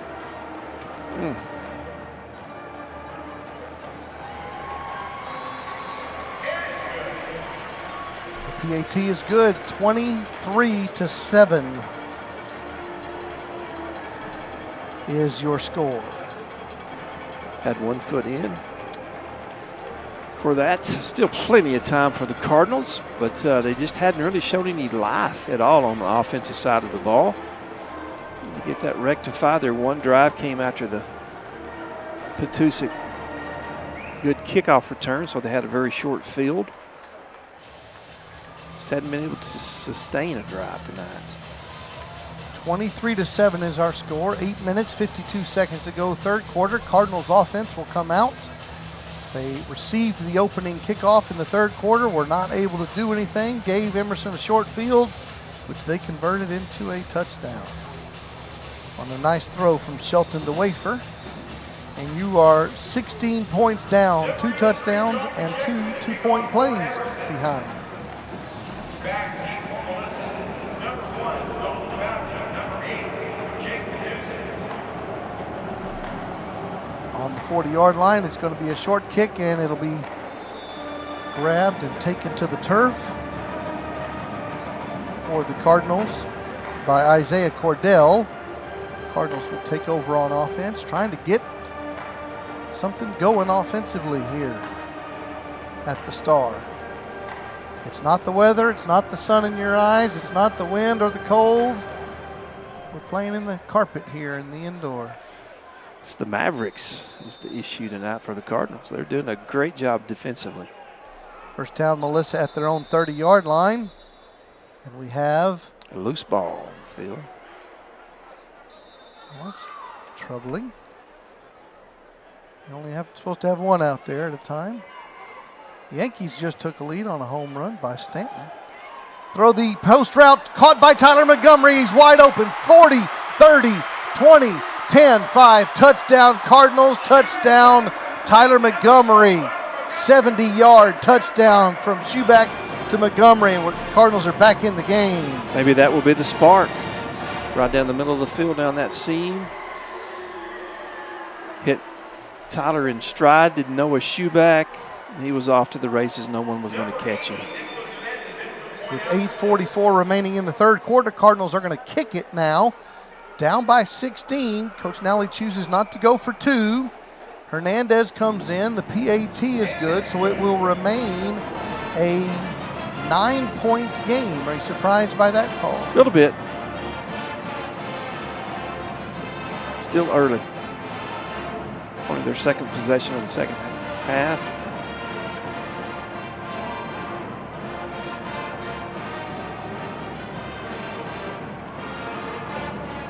It is 23-14.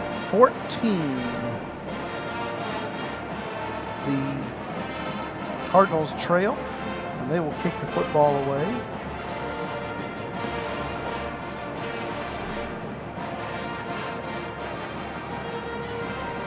.8:44 on the third quarter clock. Cardinals come back out on the field.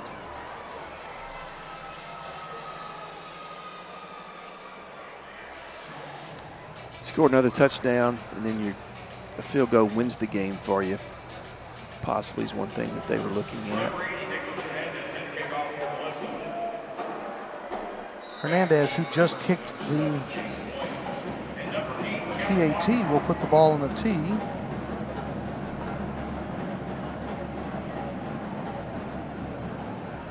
And it's going to be a pooch kick, and it's going to go out of bounds, which is not what's supposed to happen on a pooch kick. There'll be a penalty flag called against the Cardinals kick unit. And Emerson will start with good field position. 5-yard penalty added to the end of the out-of-bounds spot. First down, Emerson.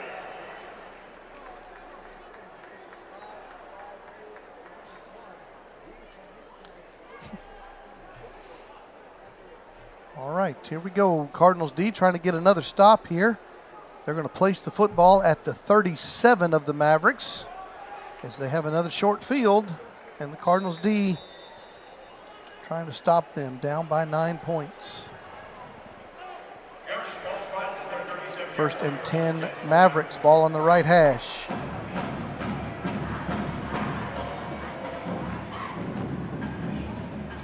And the ball, fake the handoff that is, and Shelton will dive forward for a 2-yard gain. Good job by Sufelt. By the way, Mrs. Mallory told you it's Baker's Cafe that you were supposed to remember. There you go, Baker's. Yes, there in South Dakota. Second down and 8. Here comes Emerson, breaks the huddle. Twins to both sides. Shelton in the shotgun. The Mavericks lead by 9 points. They look left, they throw left.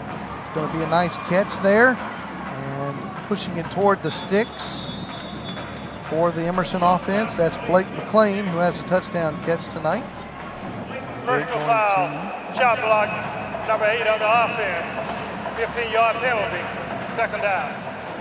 Wipe off that catch by McLean, and they're going to back up the Mavericks. This gives the Cardinals an excellent opportunity to get them off the field, get the ball right back after their last one-play possession for a touchdown. They can turn this game around in a hurry. Spot it back at the 24. Second down, coach, and a mile. Cab ride. A cab ride, yes, sir. Second down and 23. Secondary, don't let anybody get behind you. Shelton in the shotgun, looks to the home side for the play call. 2 receivers to both sides, and Coach Miller of the Mavericks is going to call timeout with 7:35 to go in the third quarter. Cardinals D trying to get a stop. They cut this deficit with a 7-point score here in the third quarter. Touchdown pass from Schuback to Montgomery. The Black Knights, coach, they are 7-0. They are undefeated, never having trailed all season long. They're not in action tomorrow. Don't worry about that. So did you see this coming this year? You know,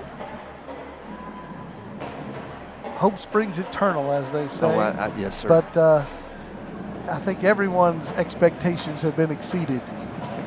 Bryson Daly. It all starts with the quarterback. Legitimate Heisman talk, they're saying. Sir. Yes, sir. From Abernathy, Texas. Senior quarterback. Leads the country in touchdown runs. Leads the country in scoring. Second down and a long 23.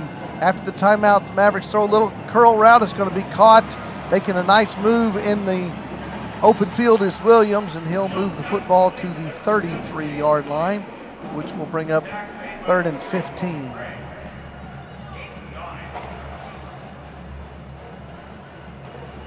Seven games. Bryson Daly has 19 touchdowns on the ground, 7 through the air.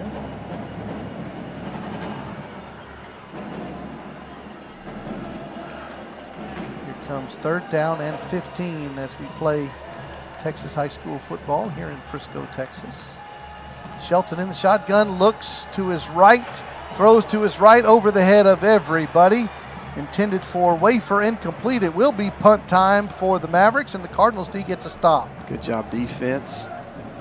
With the help of that chop block, really put them in the hole. MCNR at melissaisd.org. Love to hear from you. MCNR at melissaisd.org. Rare punt here for the Mavericks. They've spent most of this entire game in the Cardinal side of the field. Snap is back. The punt is blocked, and the Cardinals are going to be able to fall on it, and they're going to have a short field. I thought that was going to be a touchdown. Coming up with the loose football for the Cardinals is Brody McDowell, and the Cardinals get the punt blocked and the special teams play. First down, Melissa at the Emerson 20-yard line. Special teams have been a big factor tonight. Let's see, number 4. That's your old boy, Corbin. Yes, in on that block. Approaching the halfway mark of the third quarter, Cardinals with the football, down by 9. Give it to the freshman, Tabor, going left, and then he cuts back to the right, and he'll take it to the 15-yard line, gain of 5. Gain of 5. It's almost all 5 of those yards was after contact. Young man is very strong for a freshman. 2nd down and 5 from the 15. You are in field goal range, but the Cardinals are looking to put 7 or maybe 8 on the board here.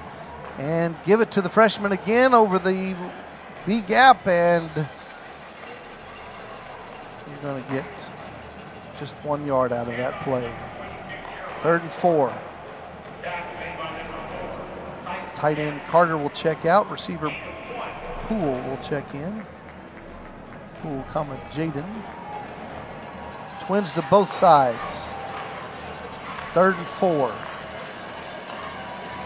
Shuback takes the snap, looks right, looks left, looks right, throws a corner, or a post route, that is. Caught by DeBabney, touchdown Cardinals. Great job by Baird Tabor, number 22, picking up the blitz. It gave Noah time to get rid of that ball. It looked like he was fixing to get cream, but Bear stepped up to pick up that block, and then he hit DeBabney right there on the end zone, right as he made his break. Nice touch pass there by Shuback. Again, going for the 1-point kick are the Cardinals, trailing now 23-20. The Max Corbin hold, the Hernandez kick is up and good, and we're back to a 2-point ball game. It was 9-7 earlier. Now it's 23-21. Emerson with the lead. Cardinals have put some good drives together. That one was aided, of course, by the short field and the punt block. Nice strike on that post route from Shuback to DeBabney. Thanks again to those who are emailing in, mcnr@melissaisd.org, mcnr@melissaisd.org. All right, Coach, the Cowboys and the Niners, Sunday night football. Got any hopes? For a Cowboy victory, no. No? I do not. I mean, 49ers are not playing well. They have a losing record, which is very, very surprising as well. They're depleted with injuries as well. Lost 2 key players last week, but I just don't have faith in the Cowboys this year. It'd be really good to have a running back right now. Good running back playing. We didn't need one. No. Didn't need one in the offseason. You don't need one named Derrick Henry. Pooch kick to the left side, and the Cardinals might grab that one, and they aren't able to pull it in bounds. Well, you could see that coming. No, that really caught them off guard. And Jaden Poole was trying to pull that one in, and like a post pattern or a fade route, and couldn't bring it in over his shoulder, and it's a free ball once it goes 10 yards, and the Cardinals unable to control it, so it goes out of bounds, giving Emerson a short field at their own 43-yard line, and they lead by 2 points.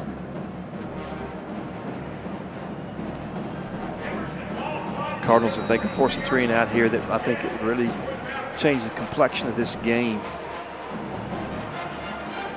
Emerson has 2 receivers left and a wing left on first down. They're going to run the ball going left again. They're able to turn the corner. And nice job there by Rocky Dunn. Yes, sir, from the safety spot to fill the gap, as they like to say, but they didn't control the edge. That's why your safety had to come up and make a tackle. And that's a 5-yard gain.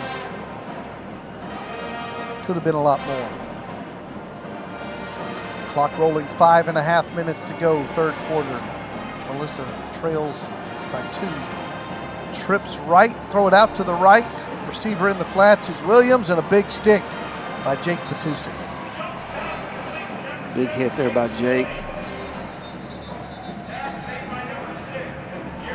Injury timeout.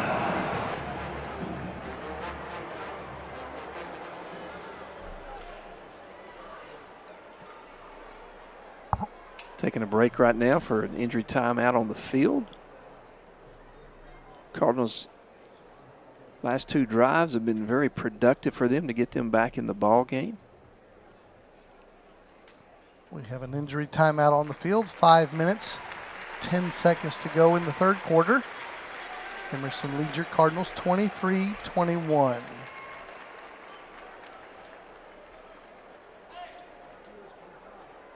As the young man from Emerson makes his way off the field. Let's get a big round of applause. Ball spotted exactly on the midfield stripe, the big Cowboys logo here at the Ford Center at the Star. Practice facility for the Dallas Cowboys.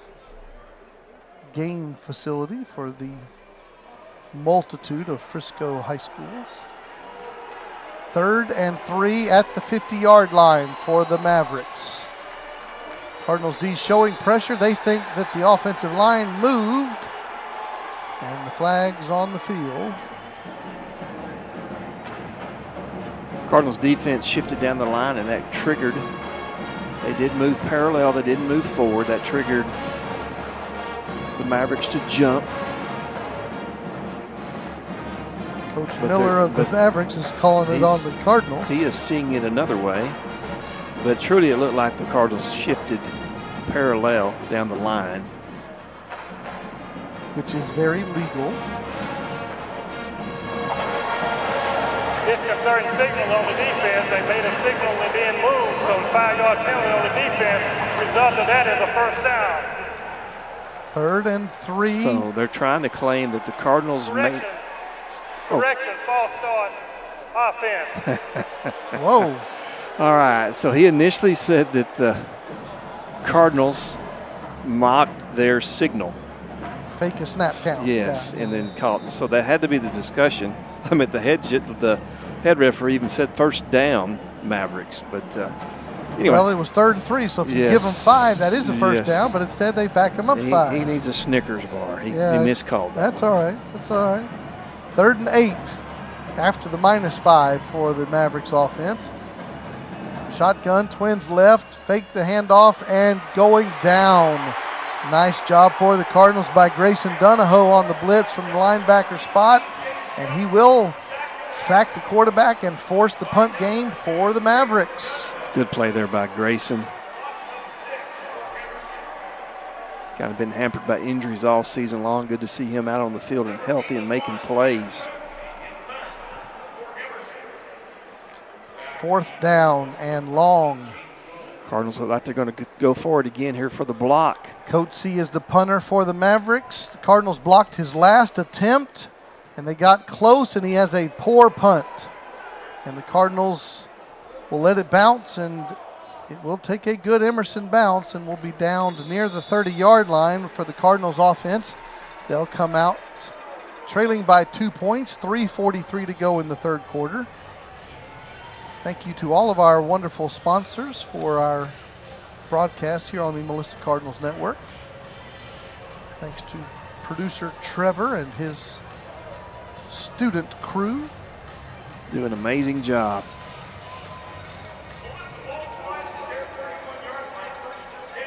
You and your family are invited to First Melissa for our Sunday worship services, 9 a.m. or 10:15 a.m. Go to firstmelissa.com. They're going to run jet sweep to DeBabney, and he's going to have a breakaway. Track meet, 50, 40, 30, one man to beat, 20, 10, 5, and he's down inside the 5-yard line.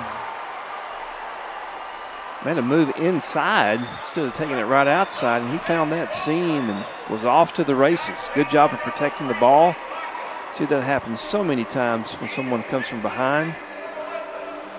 That's a push pass, so it goes down as a passing completion for 67 yards down to the 2-yard line.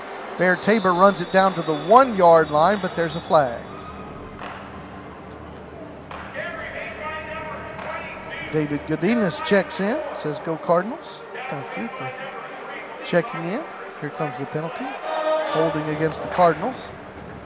What was 1st and goal at the 2. 63 on the offense. 10-yard penalty, first down. Back him up. It will be 1st and goal from the 13-yard line. DeBabney with the catch and run for 67 yards. And then -10 on holding penalty. Bunch formation to the right, and they're going to throw. They wanted to throw it to Montgomery on the wide receiver screen. He was running a drag route behind the offensive line, and he got caught up in the traffic. The bunch of feet in his way, and he got tripped up. And it's an incomplete pass, and it was fortunate for the Cardinals it hit the turf. That's the exact word I was going to say, fortunate. So 1st and goal at the 2. It's now 2nd and goal at the 13. DeBabney is split right. Montgomery's the motion man. And they're going to throw the fade route into the end zone. It's going to be There's a lot of contact. Catch and out of bounds and no flags. There is a flag. That was Nye. Where's the flag? I don't see one. The scoreboard tells us there's a flag. I mean, he was being pushed all the way down on his route. Oh, the flag was thrown right at the goal line. That was 2nd and goal from the 13. Pass was intended for Jacob Nye, who has 11 touchdown catches on the Pass year. interference. Defense. Ball be placed at the spot of the foul at the 5-yard line. 1st down. That's the big call right there. 1st down Yes, for the sir. Cardinals. They had 1st and goal at the 2 and worked backwards for a while, and now they're going to have 1st and goal at the 5. 3 minutes to go, 3rd quarter. Bunch formation, the jumbo formation. They're going to go quarterback, push. And from the 5-yard line, that doesn't do much. Noah Schuback comes out very late and runs into the end zone, but the whistle had been signaled by that time. So very little progress there on the brotherly shove, as they call it down there in Philadelphia. Yeah, Noah just went to the sideline, so look for maybe Jacob Nye running Wildcat. That's exactly right. With Bear Tabor next to him. And DeBabney in motion. Goodness. And a flag on the play.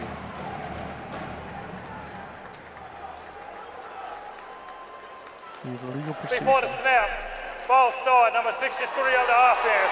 5-yard penalty, 2nd down. All right. So Nye had a short-lived career there at quarterback. Schuback back in the game. Different signal caller, a little different formation. Offensive line couldn't hold their water. It's been an adventure down here in the red zone. Cardinals have 2nd and goal from the 10. Schuback is in the game at quarterback. Throws the slant route for DeBabney. Incomplete pass. There was contact there. Coverage by Lyons. No flag. 3rd and goal from the 10. Coach Nally asking where is the flag. And I'm curious to see. I started following the ball. Schuback was on his back. Don't know if that was late. A late hit on him, or if they were wanting pass interference. All right, Cardinal fans on their feet on the far sideline. 3rd and goal from the 10. Melissa down by 2 points, late 3rd quarter. Motion man looking left, wide open. Bear Tabor makes the catch, falls forward, and they're going to call him down at the 1.5-yard line. Walk-in touchdown, just lost his feet. Swing route out of the backfield, uncovered. Quarterback got it to him, but it was a little bit behind him and lost his balance trying to reach back and catch the ball. The ball should be, that's not a good spot. No, that's a 1.5 yard bad spot there. When he fell down, the ball landed just off the goal line.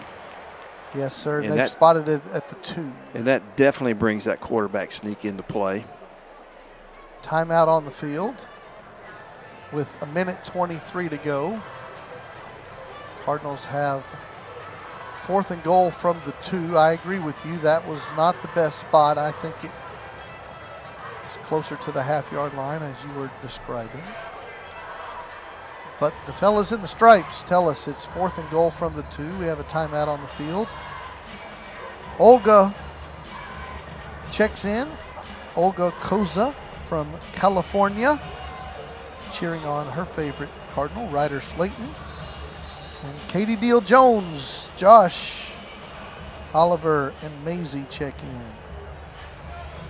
Hello, family. The Deal Joneses. The Deal Joneses. Saw little Oliver last night. Video playing Go Big Red on his drum, so future Cardinal. All right. After the timeout. Jumbo package. It is indeed. I formation, quarterback under center. 4th and goal from the 2. Reverse out, give it to the freshman, and he's going to be stopped at the goal line, but they're going to call touchdown Cardinals. Big Jake Brown in the backfield led the way. Double sevens.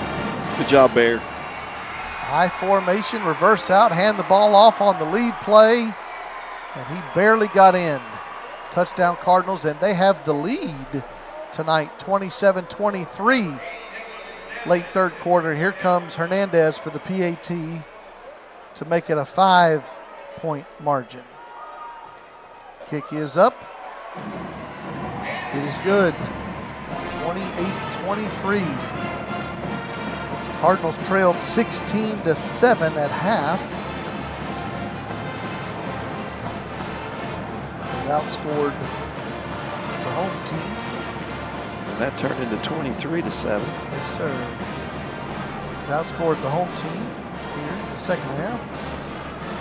21-7. Cardinals now have a 5-point advantage. 1:17 on the game clock. Cardinals D has stepped up, forced several punts, consecutive drives for the Mavericks. They're going to send back deep Caden Camps as one of their return men. Hernandez will put it on the 40-yard line, see what kind of pooch kick variety this one is. It is down the middle of the field, and it's going to be caught at the 35, brought out almost to the midfield stripe. Good field position again for Emerson. I say the field position we give them, Trey, we just ought to try an onside kick every time. You're going to give it to them at the 48-yard line. I think there's no harm in that. If you're going to give it to them there, give yourself a chance to recover. I agree. Bottom of the 7th out in California. Yankees with a 1-run lead. We'll check some football scores as well, as along with some emails. mcnr@melissaisd.org. Trips right for Emerson. They throw it out to the right side. It's going to be caught on a little wide receiver screen and pick up a single yard on the play. Good job out there by the Cardinals defense. Patusic's at the bottom of that pile. Zufelt got in on the action.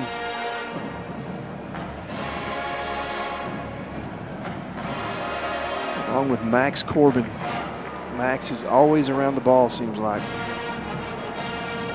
Early 4th quarter, Anna 21, Denison 9. Trey, look up scroll through there and see what the Gunner Blue Ridge score is. Okay, after I give you Lovejoy 30, Walnut Grove 28. Wow. Late 3rd quarter. Throwing it out to the left side on 2nd down and 9. A catch made by McLean, short gain, and it's going to bring up 3rd down for the Mavericks. Good open field tackle by Noah Husband on the coverage. Good secure tackle in the open field.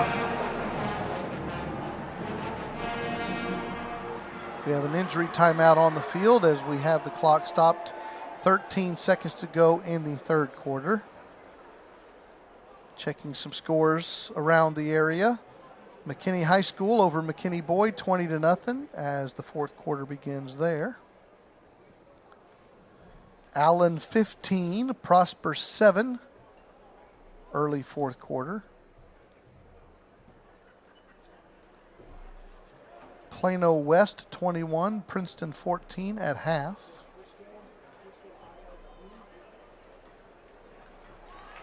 Terrell Tigers all over the Greenville Lions, 49-7, late 3rd quarter.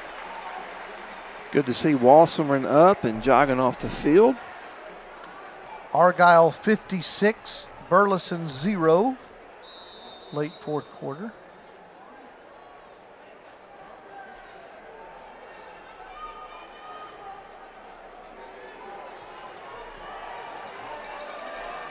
Big third down and one play here for the Mavericks. Halftime, Gunner 38, Blue Ridge 14. 38-14. Blue Ridge was ahead at halftime. Probably the first time in 50 years against the Tigers. We need to get an update from those guys because this is telling us it's a halftime score. We have another timeout as the third quarter clock expires. So we're here in Frisco, Texas at the Star. This is Trey Graham, Coach Kenny Deal at the Ford Center. 3 stanzas in the books. Your Cardinals have taken the lead after they got their offense in gear here in the third quarter, scoring 21 points in the third stanza. They lead 28-23 as we now have 12 minutes on the clock. And Emerson has the football, down by 5.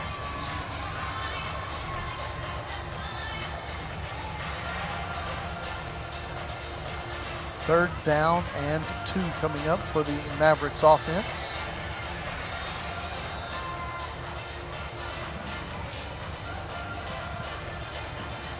DJ Shelton has gone all the way at quarterback for the Mavericks. He brings his team to the line, trips right. 3rd and 2. They're going to run quarterback keep, and he's going to have a first down. To the 37-yard line, picks up 6. And the Mavericks keep the drive alive. Wasserman's coming back on the field. Yeah, that was too easy on 3rd down to pick up that first. New set of downs for the Mavericks as we have begun this final stanza here inside the Star.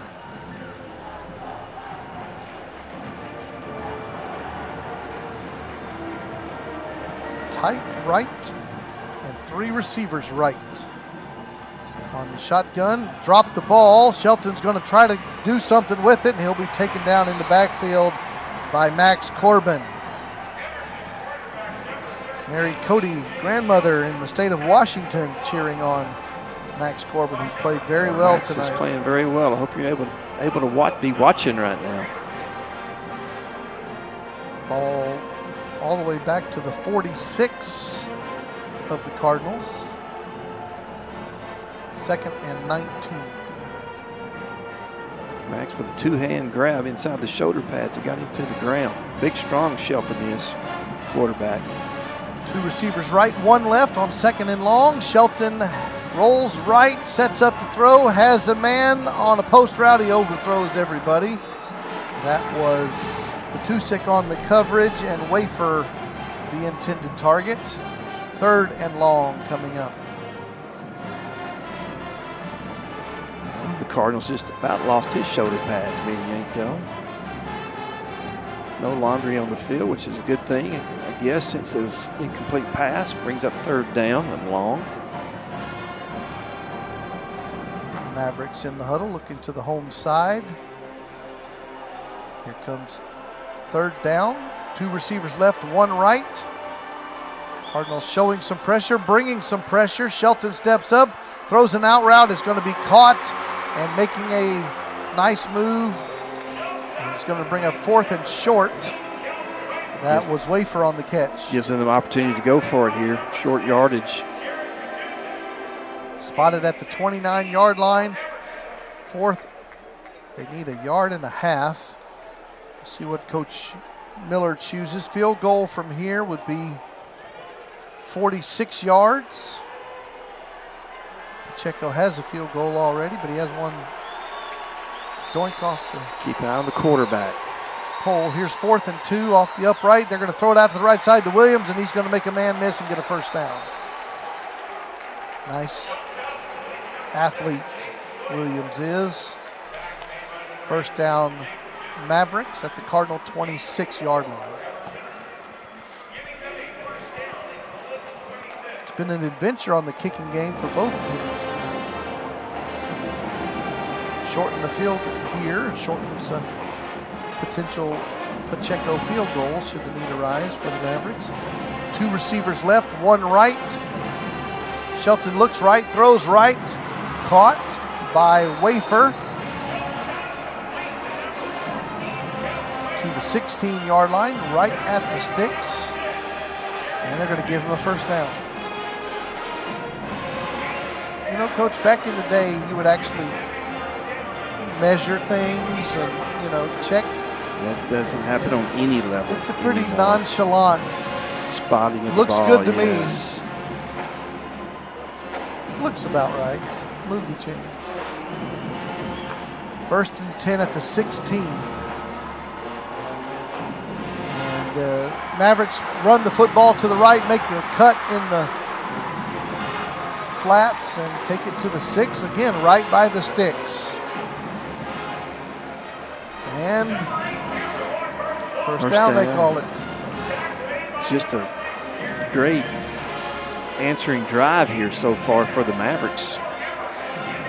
After Cardinals put up 3 TDs, are coming back here and put up one of their own. First and goal from the 6 as the Mavericks break the huddle, come to the line. They are down by 5 points with 9 minutes to go in the game. Your Cardinals D trying to get a stop, trips left. They're going to run quarterback keep, and Shelton takes it in easily to give the Mavericks the lead again. That makes it 29-28. And if Coach Miller chooses to kick it, which he is, that'll make it a 2-point game. He could choose. The chart says you would go for 2 here. This is the time I would go for 2. To make it a 3-point game. Because you already got the lead. Snap is back. The Pacheco kick is up and good. We were offsides.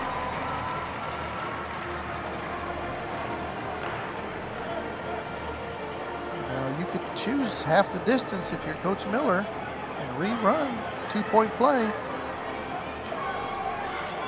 And that looks like that's what they're going to do. Offside defense, half the distance to the goal. Replay the time down. We said a moment ago the chart would tell you, all the coaches know the chart, that is late in the game in this situation, you're up by 1. There's no advantage to go up by 2. So you don't kick this one. You go for 2 because there is an advantage. If you're up by 3, then a field goal can tie you but not beat you. However, defensive offsides by the Cardinals, you move it half the distance from the 3 to the 1.5. You give the offense a better chance to go for 2, and that's why the Mavericks are going for 2 here. We're going to run the football here. Shelton's going to keep it, and he's going to dive in and go in for the 2. And so they will be up a 3-point margin where the field goal can only tie you. 31-28. The home team has the lead with 8 minutes and 50 seconds to go in the ball game. Shelton lost his helmet as he was helicoptered into the end zone. So he ran in for the 6 and then he ran in for the 2.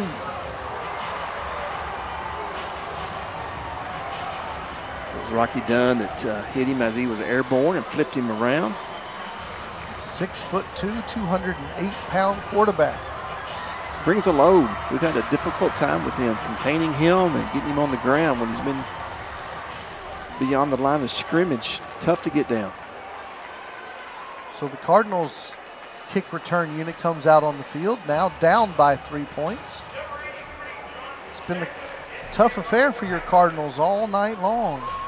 Remember, Melissa's 5-2 overall, 4-1 in the district. Emerson is 5-3, 3-3 in the district. Pacheco will kick the football away. Looks like he's kicking deep.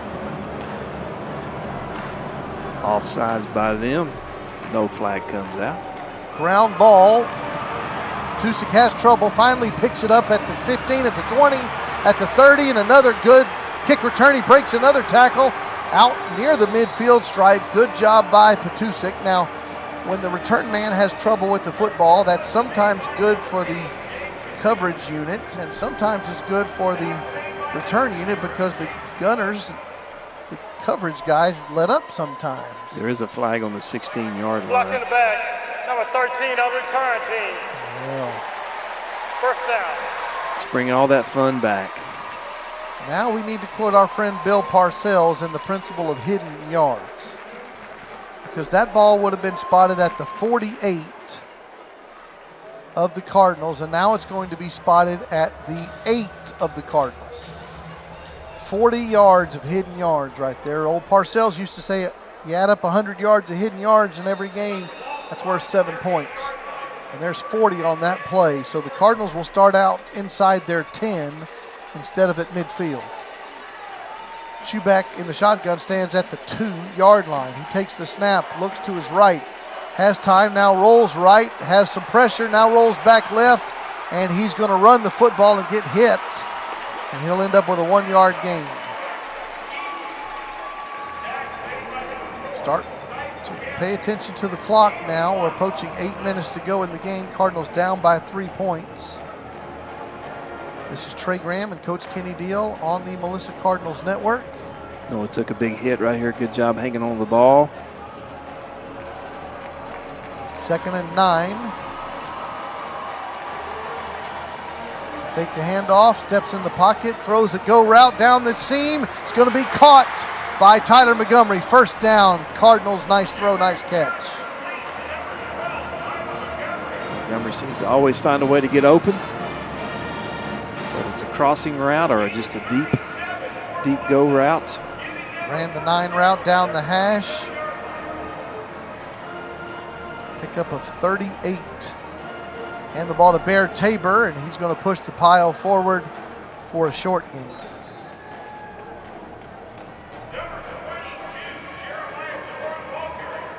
We do want to say thanks again to producer Trevor and his technical crews, Jekiah, Troy, James, Ron, and Carol. 2nd and 8 for the Cardinals from midfield. Schuback stands in the pocket, and now he's flushed out to the right and will be taken down for a sack. Coverage sack. Yep, just can't hold on to the ball that long. Under 7 minutes to go in this ball game. Cardinals down by a field goal. 3rd down and 14. You are looking at a punt. Down by 3 points. The Cardinals can't convert here on 3rd and long. Twins to both sides. Schuback looks right, looks left. He's hit. He throws the ball. It's a catch made by Poole, and a flag comes in. And then he's hit, and his helmet comes off. And the ball, the Mavericks claim they have it. The officials don't indicate that. That was short of the sticks on 3rd and long. We do have a flag on the play. It will be 4th and 7 from midfield, pending the flag. Stop the clock on the penalty. 6.5 minutes to go in the game. That was Jaden Poole on the catch. His hat came off. Yeah, big hit by Agape Lawrence for the Mavericks. Coach Miller's all the way out to the hash for the Mavericks. Coach Nally's out to the numbers. There's no foul for targeting, but we had a personal foul, number 26 of the defense, 15-yard penalty, automatic first down.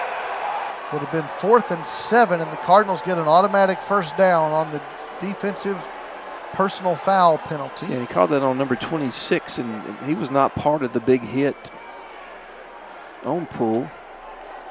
Away from the action there. Big call there. Keeps this drive alive for the Cardinals. The umpires shall now walk 15 yards in the positive direction, which will spot it at the Mavericks' 35-yard line.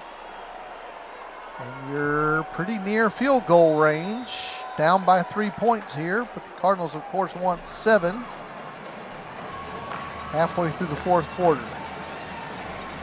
Twins left, wing left, split right, first down. Bear Tabor in motion out of the backfield, quarterback draw, flag on the play, And Schuback will dive forward for 3 yards. Flags definitely becoming a very big part of this game. Holding 78 of the offense. 10-yard penalty, first down. First and long for the Cardinals offense after the penalty. Peyton Porter checks in at running back, replacing Bear Tabor. The ball, which was at the 50, then went to the 35. Now it's at the 45. First and 20 after the penalty flag. 2 receivers left, 1 right. Peyton Porter in the backfield. Throw the crossing route, caught by Jacob Nye, who breaks a tackle, and now he has a first down. Makes a spin move, breaks a tackle, picks up 25 yards. First down, Cardinals. Good job by Nye. Again, breaking through that tackle, picking up extra yards. Quickly to the line, 2 receivers left to the wide side. Porter next to Schuback, and they give it to Peyton Porter, and he makes 1 cut and ends up getting 1 yard.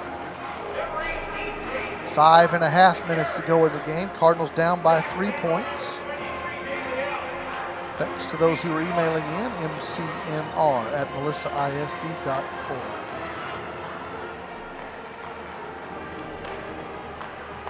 Cardinals not in a hurry on this 2nd and 9 play.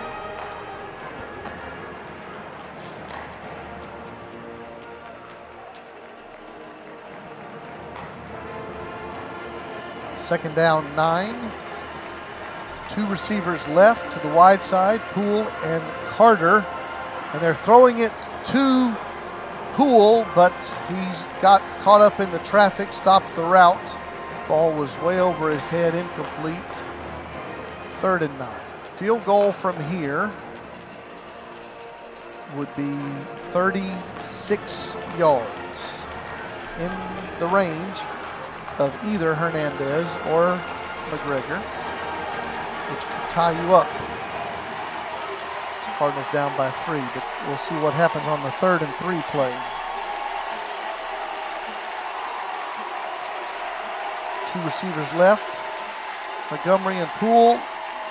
They throw it to Montgomery, who makes the catch at the 1-yard line, falls in, touchdown Cardinals. Great job there, picking up the blitz. Again, ball thrown a little bit short on, I think, on purpose. Does a great job coming back for the ball, does Tyler Montgomery. Did a good job of screening off that defender with his back. Now here's the opposite situations when you're doing the chart. Cardinals are up by 3, and you choose to kick this one to make it 4 because you don't want to risk missing your 2-point play and leaving it 3. No, sir. So you go follow the chart, you kick this one to go up 4, and the Cardinals are leading 35-31, 4:48 to go in the ball game. Schuback's 3rd touchdown pass of the night, Montgomery's 2nd touchdown reception of the night. And the Cardinals lead 35-31. We do invite you to join us at First Melissa Sunday mornings. Great ministries for all your family members. FirstMelissa.com is the website. Here comes the Cardinals kickoff unit. Let's see what strategy they use in this point.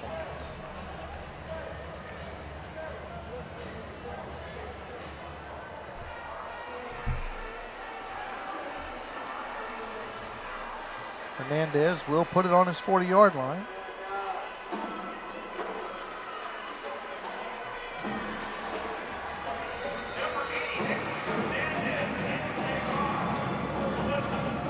At the 40-yard line, it will be a hooch kick to the left, taken by the Mavericks at their 25-yard line, up past the 30, near the 34-yard line. Christian Lyons on the return.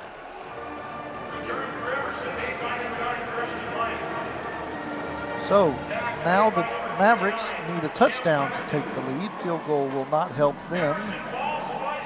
down 35-31. Shelton's been hurting us on with his runs, with his legs. Williams is back in the game as well. Jason Williams, number 7. So really, those are the 2 targets. They're going to throw the ball out to the right side, caught by Wafer. They'll spot him out of bounds at the 41, gain of 7. Clock is stopped. 4:37 in the ball game. Melissa up by 4. Emerson comes to the line of scrimmage, trips left. Shelton in the shotgun, takes the snap, fakes a handoff, throws a short stop route. The ball is loose. The ball is incomplete. 3rd down coming up. Good job over there by all the Cardinals. Both Patusaks involved in that play. I believe Jake is the one that got there to really bust that up. 4.5 minutes to go in the ball game. Emerson not huddling. They come to the line of scrimmage. Trips right to the short side. And the tight end's to the right. He's covered up. They're going to throw it out to the right side to Williams. As Coach Steele said, he's the talented athlete, and he's going to have a first down. Good little side cut. Picked up 8. Greedy. First down. Clock rolling, 4:24.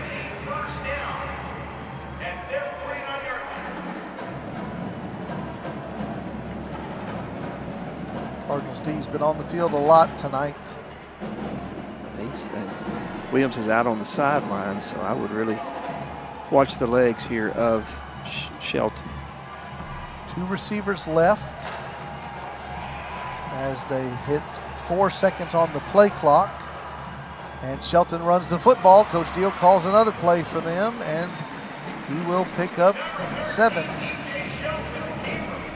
Max Corbin again on the stop for the Cardinals. Now you get serious with the clock. Both teams have 2 timeouts left, but if Emerson's able to keep this drive going, and if they push it in for a 7-point score, Cardinals might not have much time left. See what Coach Miller chooses to do, but also what Coach Nally chooses to do with timeouts.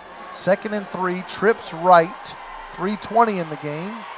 Motion man, tight end. Again, he's covered up on the right side. That means they're going to run the football. And Shelton keeps it himself for a first down. Taken down by Zufeld. But if you just let the quarterback run 6-7 yards every play, they're going to run the clock out. Absolutely. And take this game. That's what, I mean, that's week. Timeout, Melissa. That second choice timeout of the half. So we call timeout on first down here. But, yes, Trey, I mean, that should be the Maverick strategy, is just really, honestly, we haven't showed the ability to really stop the quarterback, so they need to keep the ball on the ground and burn as much time as possible. That was the Cardinals' 2nd timeout of the second half. They're going to have 1 timeout in the final 3 minutes. Emerson has another first down at the Cardinal 39. They're down by 4, so they're not looking for a field goal. They're looking for a touchdown, and they're looking to use up the final 3:10 on this clock. The underdog home team has led most of the way tonight to the Cardinals of Melissa. 1st and 10, Mavericks. Tight end is in a wing back to the right side. Shelton's in the shotgun. He's going to fake the handoff, fake a pump fake. He's got a wide open Wafer, and he's going to make a catch at the 10-yard line, and he'll be taken down 1st and goal at the 2. They run pump fake instead of quarterback run, and they throw the go route, and it's 1st and goal. Now the clock is a serious thing. If you're Coach Miller, you want to use as much time as you can. 2:55 and counting. Coach Nally, now this is serious stuff, Coach. Is this one of those where you let them score? Maybe. I think it's always you always think about Never that. think about. You never want to say it out loud. No, you don't, because you can always force a fumble. You can find a gap in there and bust that quarterback, bust the running back, and get the ball on the ground. First and goal from the 2. Shelton, the quarterback, is going to run it, and they are not letting him score. He will be taken down as a loss back to the 4-yard line. But that's something that you never say out loud, but everybody who knows football knows. So this is going to take it, under 2 minutes here. Yes, sir. That's one of the things that teams think about in this moment is if they're going to score, you want them to score sooner to give you some time to do something. But you never like it to think you're just going to give up on a play. But it's real world football, and we are now under 2 minutes. It's going to be second and goal from the 4. They come to the line of scrimmage with 7 on the play clock. Shelton in the shotgun. He's going to hand the ball off, going left and not able to turn the corner, and finally does and goes out of bounds to stop the clock. That's a big thing. That clock is running. They ran 3 seconds off the clock. 1:37 is where they finally stop it after he goes out of bounds at the 3-yard line. So it's third and goal from the 3. Now again, field goal does nothing for the Mavericks, down by 4 points. So third and goal from the 3. Stop the clock there. Ball's on the left hash. And Nally, of course, is not playing the let them score game. Trips right. Shelton in the shotgun. That out of bounds play was a major stop of the clock. Shelton's going to run the football, and he's going to have a touchdown. So, remember we were talking about it at the 3-minute mark. That play that actually didn't take 5 seconds, ran 5 seconds off the clock. So it's 1:32 now. And they'll set up for the kick to make it 3-point advantage on their side. Again, that's what the chart says you would do. So Pacheco on for the kick. It is up, and it is an important one for the Mavericks to give them back the 3-point advantage. 92 seconds on the clock. 1 timeout for your Cardinals. And you need 3 to tie and 6 to win. Need a drive here. Cardinals, the strength of tonight's game's really been big plays. We've had a one-play scoring drive, and then we came right back and hit another big play to set up the second touchdown of this half. And so they've been a big strike team tonight. We're going to need that here with 1 minute and 32 seconds left. And you said, Trey, really important with just 1 timeout. And that timeout's very important if you got to come down here and kick a field goal. Yes, you want to save it for that moment, and that's why the struggle of only having 1 left. Yes, sir. And that's what we discovered against Lovejoy, where they had that in their pockets. And came out and kicked the winner. This would be to tie if we get to that spot. Now, we'll see what happens on this kick return. Cardinals use some good field position. Pacheco's going to kick it deep, and it's going to go into the end zone, and then it's going to be a touchback. And the clock stays at 1:32 as it should. So the Cardinals will come out to the 25. So as a touchback, did you need time to go off the clock? No, sir. Okay, very good. As it should have not, and it did Just not. checking. I know. Well, you and Trevor over there with the conspiracy theory. You just got to keep your eye on things. 25-yard line. Cardinals need really 50 yards to put them in field goal range. 1:32, 1 timeout. First down, Cardinals at the 25 of their side of the field.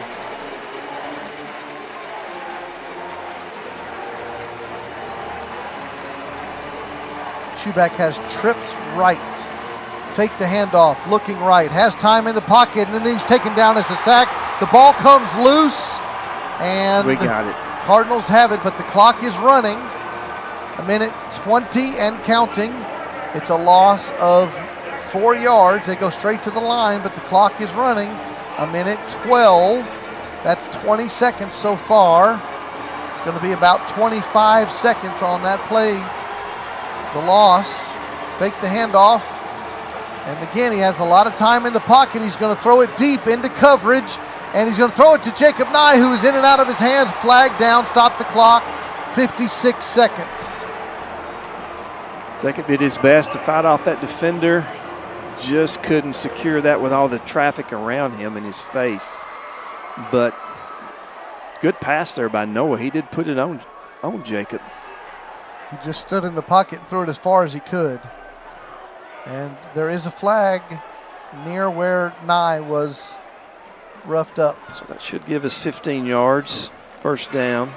And it does, which takes it to Defensive pass interference, number 3 of the defense. 15-yard penalty from the previous spot.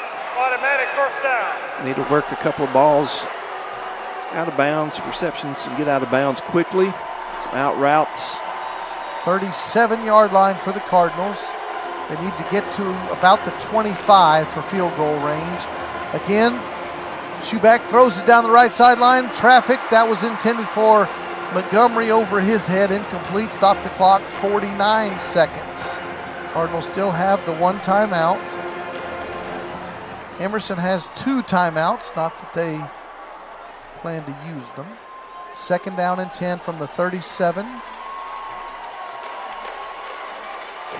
Need about 40 yards, 35 maybe, for the field goal range.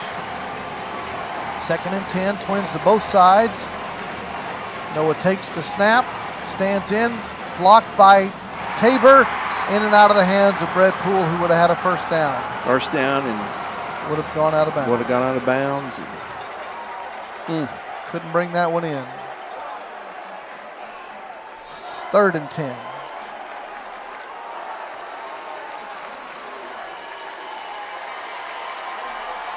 Clock stopped, 45 seconds to go. Place is getting loud here on the Emerson side. 3rd and 10.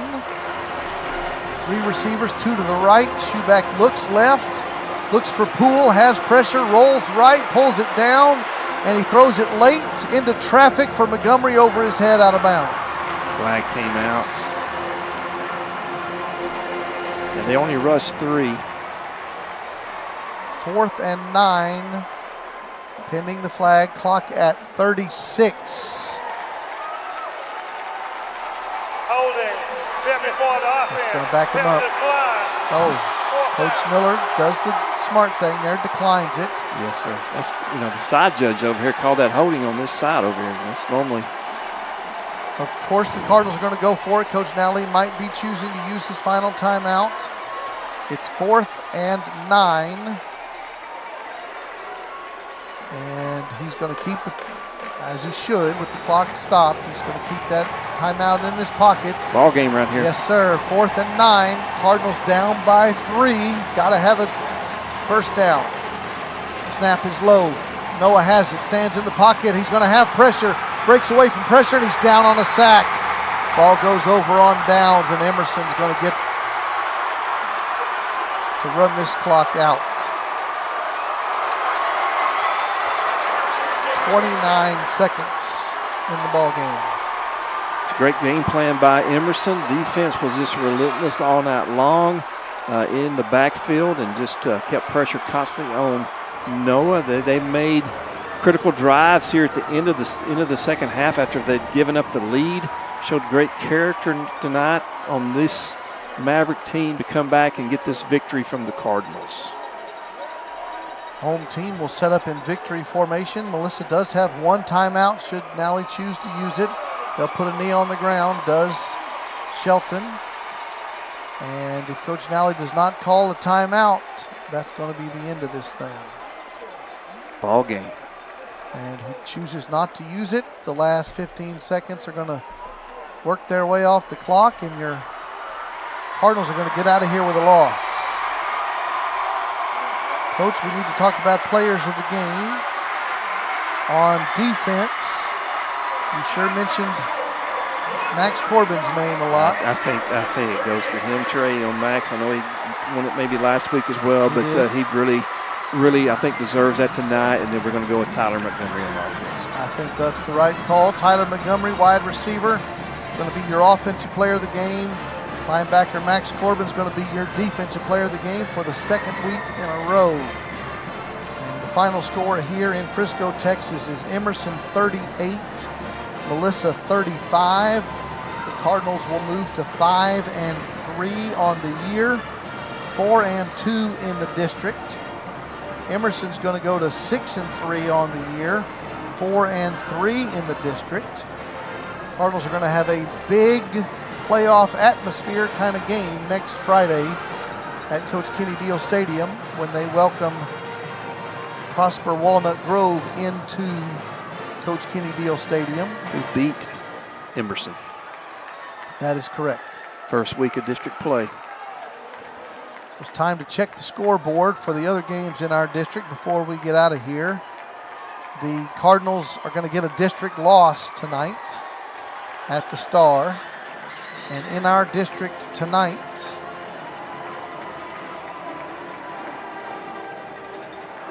we're going to check your scoreboard here. It is going to be Anna defeating Denison 28-13. And Walnut Grove leading Lovejoy by 4 points with a minute to go in the game. So we'll stick around for a minute and see what we can follow that game while we give you some stats here in Frisco, Texas, as your Cardinals are going to fall to Emerson here tonight. But the bracketology is going to get quite interesting if that game over there in Prosper sticks to where it is. Final stats tonight, the Cardinals outgain Emerson 364 to 291. And 2 turnovers by the Cardinals, none by the Mavericks. Schuback finishes 15 of 29 passing with 3 touchdowns.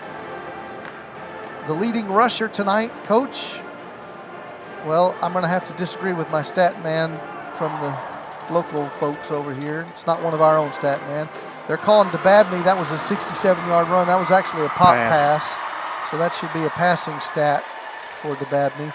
Bear Tabor runs for 45 yards and 2 touchdowns tonight. So the 5 touchdowns for the Cardinals, 2 on the ground by Bear Tabor and 3 through the air from Schuback.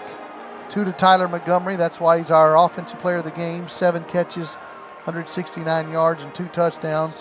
1 touchdown catch by DeBabney. So Anna keeps their playoff hopes alive with a victory against Denison. And the Cardinals' playoff hopes are well alive, but this does give them their second district loss tonight. Emerson's going to stay alive with this victory over the Cardinals. 4-3 in the district are the Emerson Yellow Jackets. And we're going to stick around here for a moment just to track that is, the score here between Lovejoy and Prosper Walnut Grove. They're at the last minute of that ball game. That will be an interesting affair. Prosper Walnut Grove is who the Cardinals will host this coming Friday night for a 7:30 kickoff at Coach Kenny Deal Stadium. 7 o'clock pregame show here on the Melissa Cardinals Network. 7:30 kickoff after the pregame show. And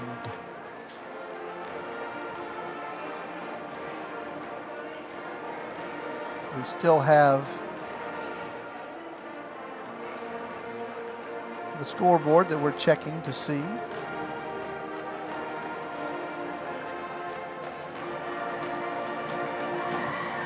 The Walnut Grove took the lead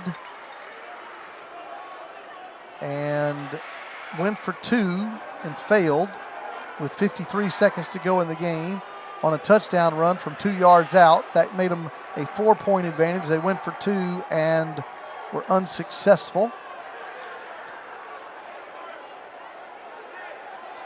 So we'll track that for a moment. The Cardinals, again, will stay in the playoff hunt, of course, 4-2 in the district. Anna's victory tonight will help them stay alive and the fight for the 4 playoff spots out of our district. Lovejoy was undefeated in our district going into their game right now with Walnut Grove. This is Trey Graham and Coach Kenny Deal at the Star in Frisco as we're trying to track some scores before we check out here, because it affects your Cardinals and their playoff seeding.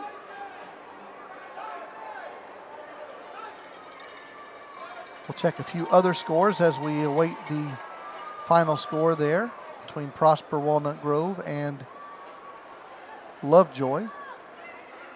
Lovejoy was the only team undefeated in our district going into tonight.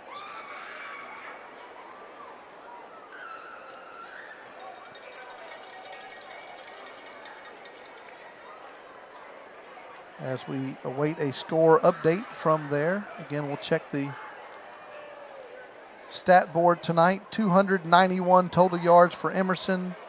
We said that Melissa outgained them. They had 364 yards to the 291 of the Mavericks.